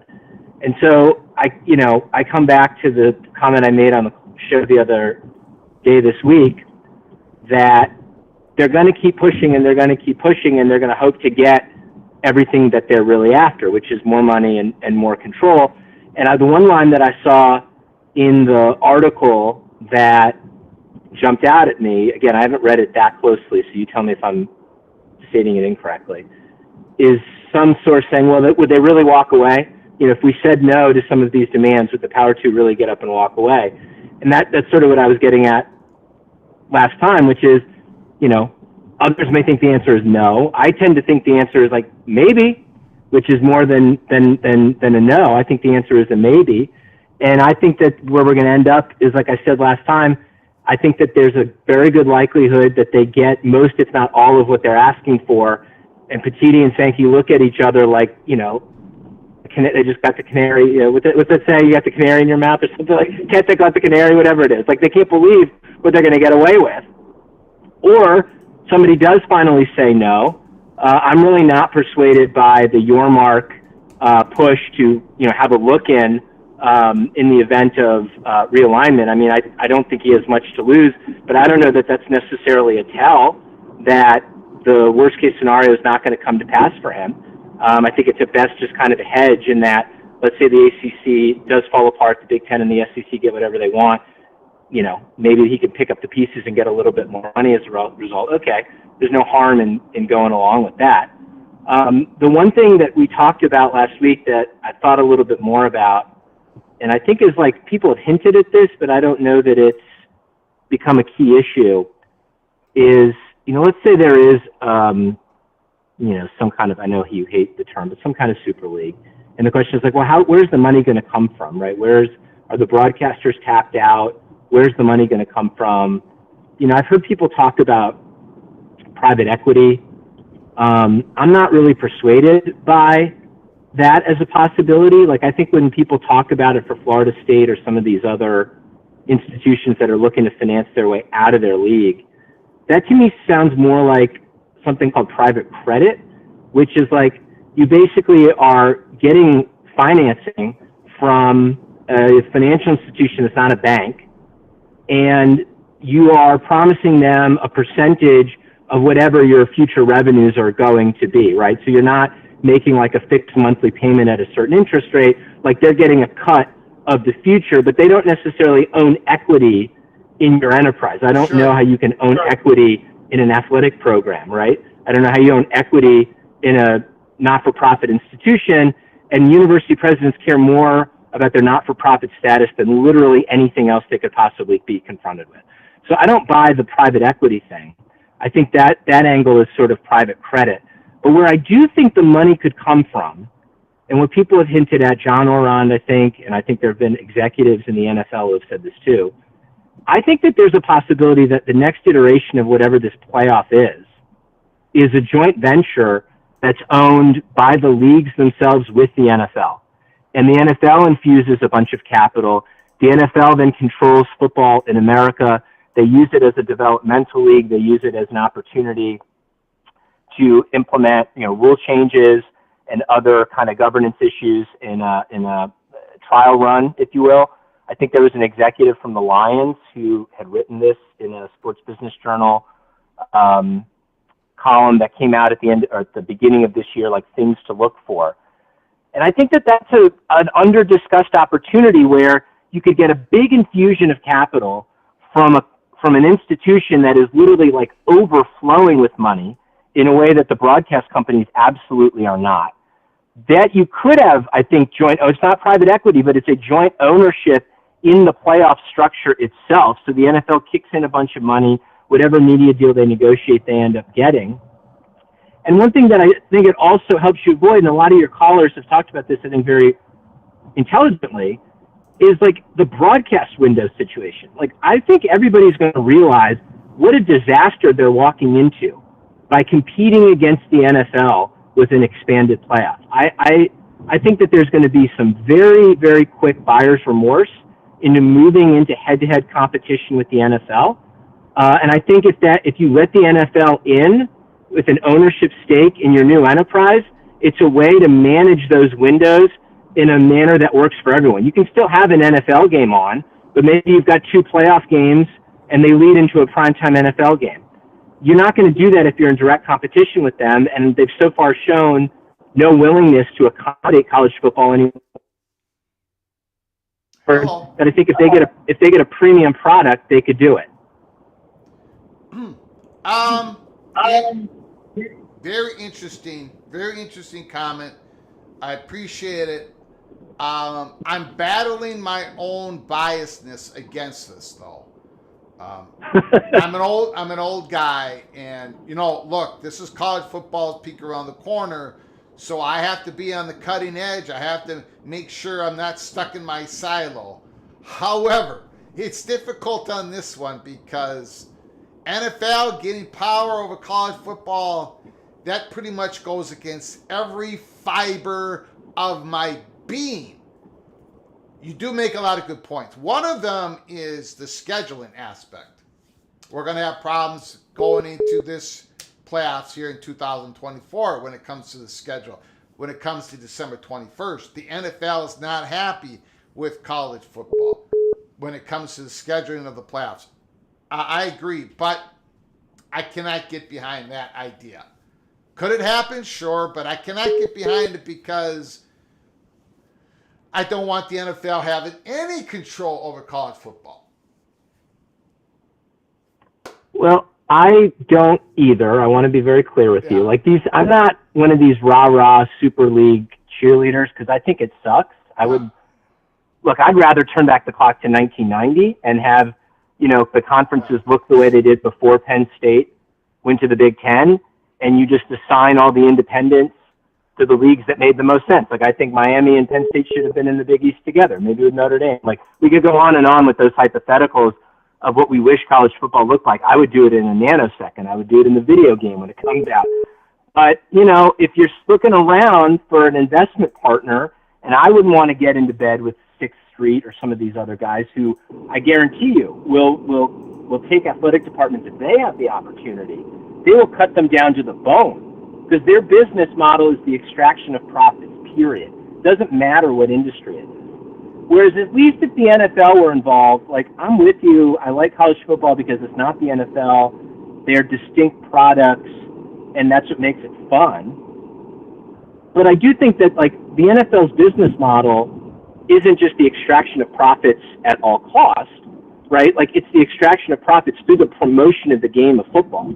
And they've made so much money in the last 10 years, like unfathomable amounts. Remember, Mark Cuban thought they would fail. He said, pigs get fat and hogs get slaughtered. He thought the NFL was being too greedy in how it was expanding and promoting itself. The appetite for football in this country has not yet been satiated. And so, at least they have a vested interest in promoting the growth of the game. Now, if you're a G5 school or you're a Big 12 or ACC school that gets left out of this, you might say, well, growth for whom? But I don't think it'd be the worst possible of all these terrible outcomes. I'd much rather be in business with someone who's also in the football business than like Bain or Blackstone or some other company that would just bleed you dry and move on. So I will now move on, and I appreciate your time, Greg. Beautiful call, intriguing call. Thank you so much. Call again, sir. Have a good weekend.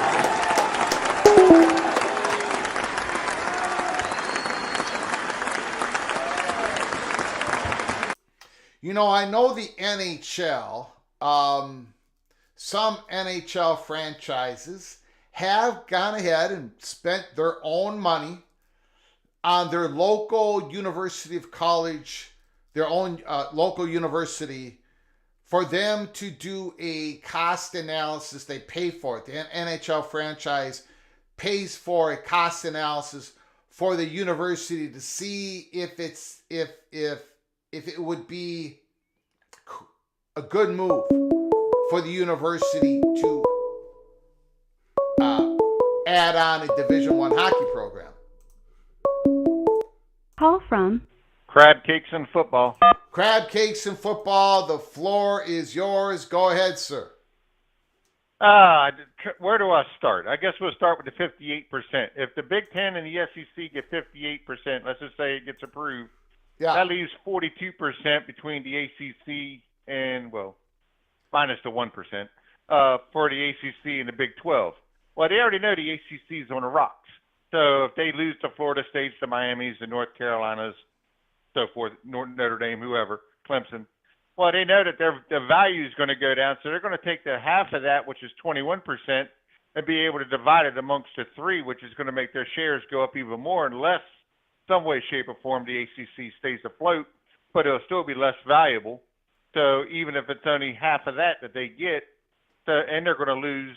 So this whole entire 14-team structure is going to change again, I think, on the ACC side, because I don't think they're going to really, if they fall apart the way that they're talking, I think they know what's coming, or at least they think they know what's coming, and they're positioning for when that happens. I think that's what the 58% is all about. So they can get that when the next cut happens, when it is the ACC that is getting divvied up three ways between three different conferences and everything else. And even if they do stay together in some way, shape, or form, they're going to be a former shell of themselves, and they're not going to have – now they can start taking away automatic bids or automatic qualifiers rather, and everything else away from them, and maybe leave them with only one, if any, and delegate them down to a lesser level. And so that's one thought. And the other thought was, dang, if I just forgot the other thought. I had it in my brain the whole entire time too. No. But, what is a bridge too far, do you think, for the ADs and the presidents of these schools when they're finally going to stand up to the ESPNs and the Foxes and the Petitis and the Sankeys of the world and say, okay, we've given you everything that you want, and we've agreed, but now this is a bridge. Do you think there's a bridge too far for some of these presidents? I think we saw one of those, and that is the exclusive rights to a first round bye. They tabled that. That's not part of the discussions anymore, according to Ross Dellenger's report. That was a bridge too far. Because I'm thinking like relegation and everything. Do you think that's ever going to happen? No. I know people love that idea, but that's not going to happen. Because I was watching Big Ten shorts on YouTube and everything else, and you had that one. I forget the guy's name from the Big Ten Network. Him and another guy were talking, and they're like, "Yeah, well, we're going to have to start kicking some teams out then." And they're like, "Well, this is so anti-Big Ten if you do that. Jake Butt, that's who I was thinking of. Jake Butt was saying this is so anti-Big Ten if they do this and everything else. And I'm thinking, okay, if they're discussing that now on open airwaves and during short videos, it's only a matter of time before they actually try to at least implement it, even though it might get shot down by presidents. No, it's not going to happen. In fact, Tony Petitti has talked about it. Go ahead and Google it. Tony Petitti laughed at that idea. That's not going to happen. You're not going to have a Northwestern University spending $800 million, and there's not going to be any chance of Northwestern being kicked out of the Big Ten, and they shouldn't. I mean, right. It's first off, they're locked in anyway because they're one of the original members. Well, yeah, but yeah, and so is Purdue, so is Minnesota. Look, can I be straight and blunt with everybody here? I mean, go ahead. It's not like the Big Ten schools in football. Look at the bowl record. Look at what was a combination of Minnesota, Wisconsin, Iowa, Northwestern. I don't know, some sort of they're like 20-4 in bowl games. The Big Ten West is way above 500 in non-conference in bowl games. They get beat up by Penn State, Ohio State, and Michigan. And so would most of the teams in college football. You know, Maryland knows that. That's the reality for all of us. It's Northwestern's not going to get kicked out. They're a gigantic research university. There are deep connections between Northwestern and Ohio State. There's really deep connections between Illinois and Ohio State. Their faculty, their research, none of these schools are going to get kicked out. I don't know. I don't know what else to say. Now, the Big Ten could fracture. The Big Ten could fracture. But no one's getting kicked out of the SEC, the Big Ten. The Big 12's not going to kick anybody out. The Big 12's not going to be, oh, geez. Here's the Big 12. Oh, geez, the ACC implodes. And there's 5 schools that we could add that could bring up our, you see, we got to kick out one Big 12 school. That's not what happens. It's not what happens. It's not going to happen. I appreciate your call, Crab Cakes. All right, man. Talk to you later. You got it. Appreciate it. Beautiful.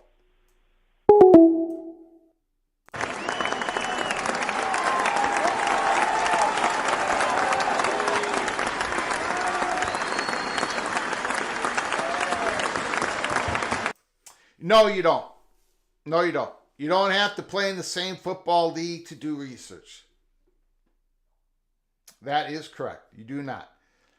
In fact, we talked about it on our show the other day. Let's see if I can find it. There is a coalition out there.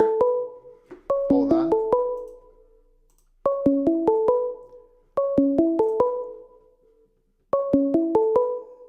Whoa, I'm having trouble here. Here we go. Call from Immaculate. No, you do not have to be in the same conference. In fact, it's a coalition. Immaculate, can you just hold on for a moment? Yeah, I hear you. I appreciate it. There's this coalition, Big Ten Plus, News and Marketing Directors Conference.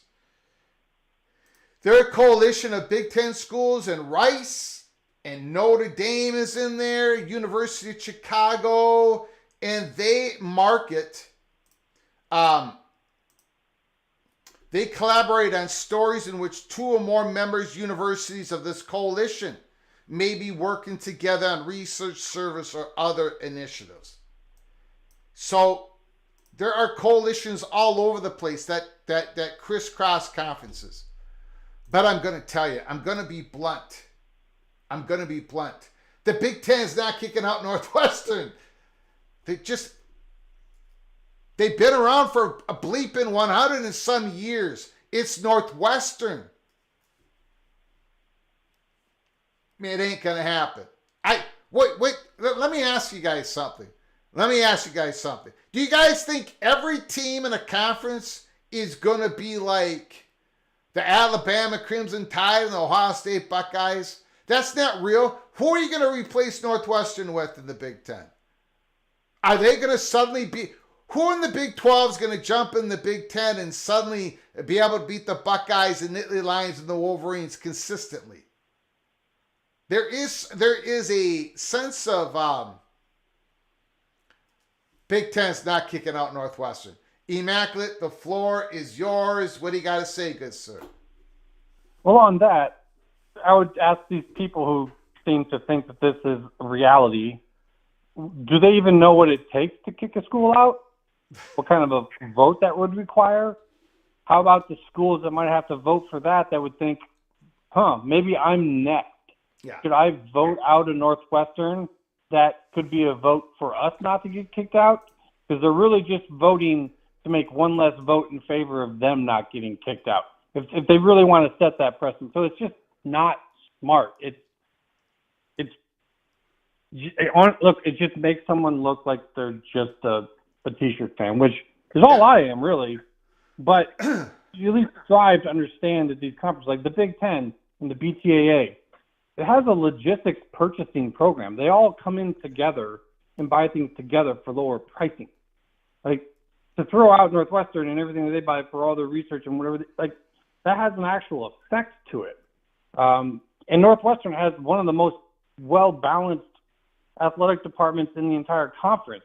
When you start looking at the other things they're doing, so people are just looking at it like it's just a football conference. Yeah, look, I'm just be real. That's very telling about a person, and that's fine. Yeah, but they don't have understanding. There's a lot of fan bases who think if Vanderbilt leaves the SEC and their team replaces them in the SEC, they could be finishing 8-4 and 9-3, every year. That ain't happening. That's not happening. You're going to get beat just like the teams that get booted out get beat. I don't know. And the other schools really do not mind having Northwestern around to beat in football. Look, they don't have all 12 games in the season broadcast on TV. There's a whole lot of them that don't get broadcast, and they're just, they're wins. Yes, and go if you're ever in Rosemont. Is it where's Northwestern? Evanston. Jeez, I want to say Rosemont. Yeah. Evanston. Go to Evanston. Go to Northwestern. Just go visit it. You go through if you go to that college and you come out of there thinking the Big Ten's going to put them out, I don't know what to tell you. Northwestern is an unbelievable university. Just unbelievable. Vanderbilt's not getting kicked out. Every president of the SEC would tell you straight away, they would look you in the eye and they would say, are you crazy? We're going to kick Vanderbilt out of the SEC? It ain't happening. Yeah, you'd never get a 2/3 vote because some of the schools in the bottom of that pecking order would be like, oh, wow, now they're one vote closer to getting 2/3 on us. They're never going to get a 2/3 vote to kick one out. I don't even think they want to. I could see in a future where Northwestern might actually leave to go do something else, but they'll never get kicked out. The process of doing that, the effect it might have afterwards, litigation, things, no one wants to get involved with that. These are people. Yeah. They already got enough headaches dealing with all this right now. They're not trying to jump into that pool. But, I don't know how deep you really want to go into that. But in terms of what the news was today, I don't know. To me, it wasn't really news. I told you guys, if you did the math on the AQs, you could come to the 4 + 4 for the 8 of 14. That's 57%. That's now you're seeing that with the payouts, the 58%. And you look in the bottom of the article by Dellenger, and he says that there's not going to be equal voting rights either. Unanimity is not a thing anymore. This is also about voting rights. I mean, I don't know if people realize it or not, but it's not just the tournament that the contract runs out on in 25. It's the entire agreement, the entire contract.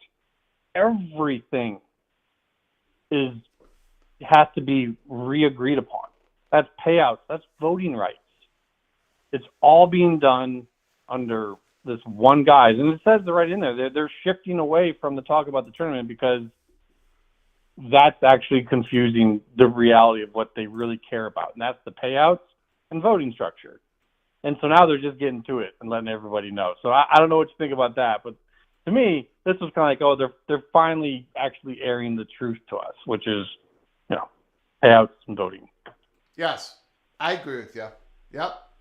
Yeah. So, but man, I don't know how you do it sometimes, man. The talk schools getting kicked out, like, is that, like, who are they going to bring in to replace Northwestern? Is it going to be someone that makes half the teams lose then? Like, just I don't know. I think people are reading.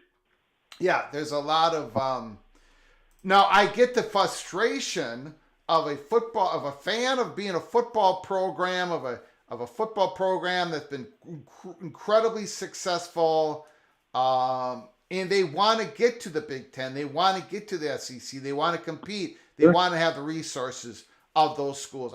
I completely understand all that, and their playoff access should be. Northwestern is a big part of why that value is there. I know, and that's what people. I know. It's almost like people are just jumping into this now. Northwestern's been around for over 100 years. They've supported all this stuff. They're the ones that built the Big Ten. It doesn't. It just doesn't make any logical sense at all. Yeah, they've been around for a long time together. There's a lot of relationships. Yeah. A lot of interconnection. And you got the market of Chicago. It's just and they're building a brand new stadium there. Like they're not going anywhere. And it's just and I get it. And people want to be a part of this money. They see the money difference happening, but they got to understand, like, that this conference has been around for so long. That wasn't the goal or the mission of it to get to a point like this.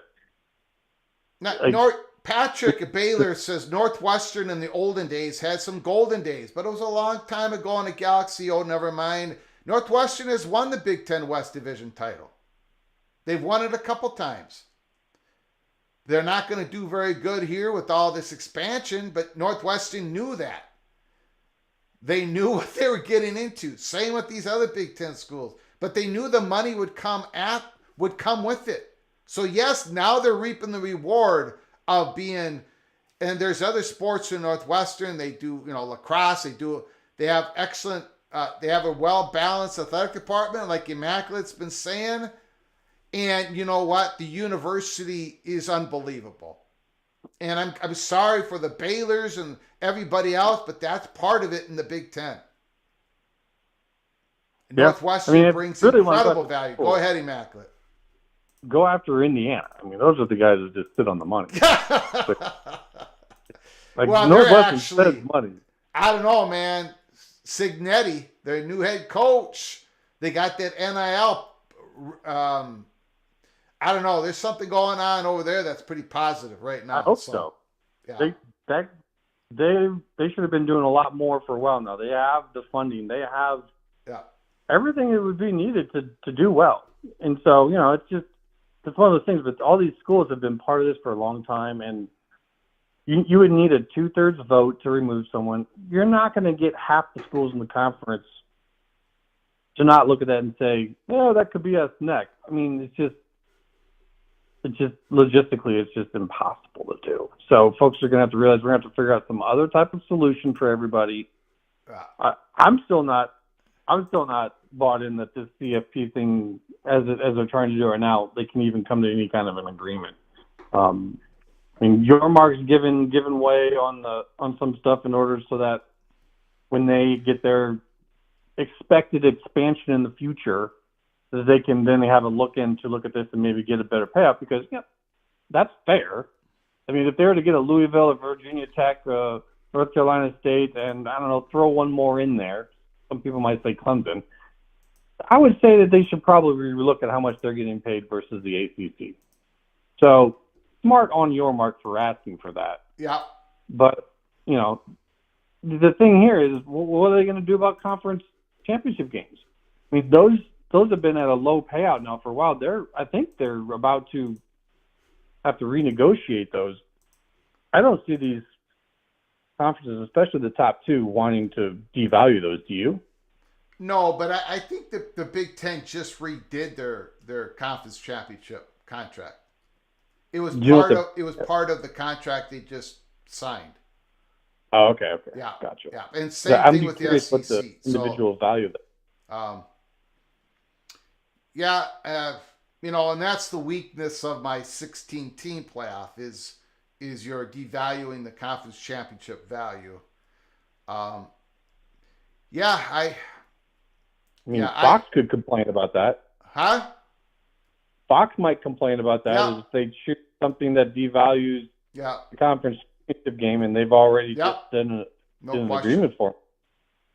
So, anyways, that's what I just kind of wanted to jump in and say that piece that the important part about this is the voting rights and the payout structure. It's not even the tournament structure, and I don't think we're anywhere near out of the woods on this, and this could still blow up in our face. So good talking to you again, Greg. Glad to see everything's going well for you, and happy Friday to you, buddy.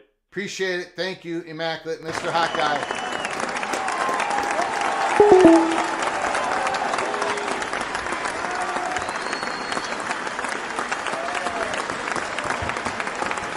Replica, Greg, don't let the trolls wind you up. Thank you for your super chat, Replica. I appreciate your generosity so very much. John, Greg just hit checkout with the perfect plex. That's Kurt Henning's old move. I'm going to let you in on a little secret, John Till. The fat guy from Minnesota cannot do the perfect plex.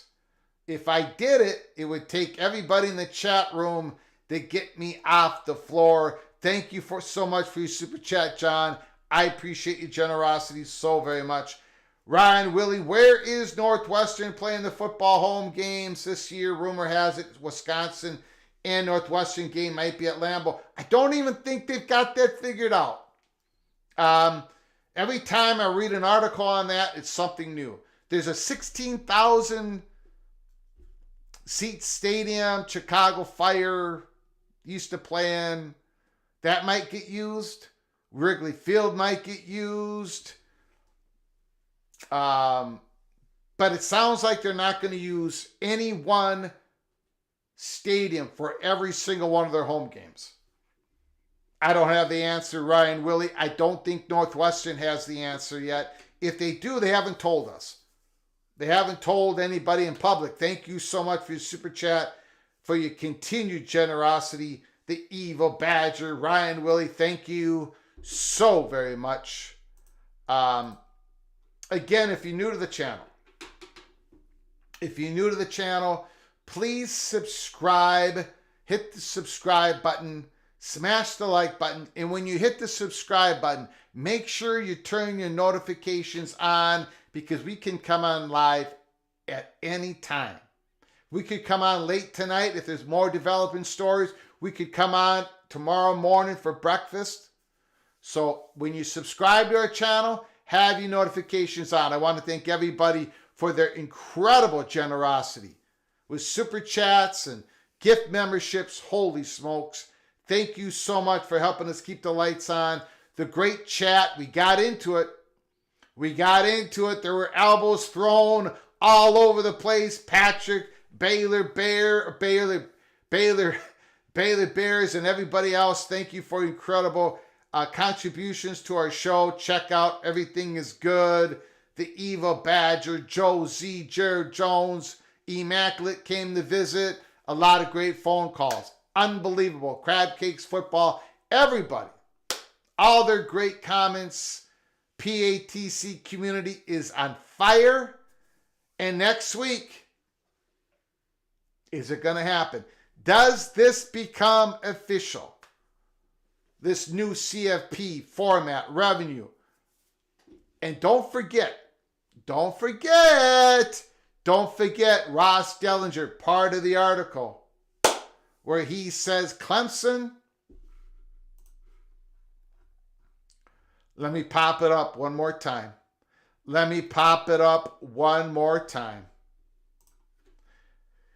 Attorneys for Clemson have spent the last several months gearing up for legal action of their own. Sources with knowledge of the discussions tell Yahoo Sports. Ross Dellenger doesn't say they geared up and then paused. They've geared up and then stopped. He says they've been gearing up. Sources with knowledge. We had so much information come to us at Peek Around the Corner saying that Clemson was going to flip the switch in late January, early February, before the winter meetings. It did not happen. We had to take the L at PATC. But then you read Ross Dellenger's part there. I don't know. Keep your eyes open. Now we fortunate. We have some sort of connection. We built a connection. How do I say this? I don't want to get in trouble at the end of the show. There's often times that we're able to break it on Twitter when that new Florida State Board of Trustees meeting gets put open, right, in public. Usually we're breaking it at 6 o'clock in the morning Central Time, 7 o'clock in the morning Eastern Time, because we get the heads up. Well, we think we have that with the Clemson Board of Trustees as well. Make sure you go to that website. Make sure you save it on your phone. Make sure you pop into there once in a while. I can tell you that the Clemson's Board of Trustees next quarterly meeting is April 4th and April 5th. Could there be dropping a meeting before April 4th, April 5th, or soon after? I don't know, but we keep your head on a swivel here at Peek Around the Corner. And again, subscribe to our channel. Get your notifications on, because we can come on live at any time. Thank you all so very much. Until next time. From all of us at Peek Around the Corner, PATC, to all of you, please you all take great care of each other.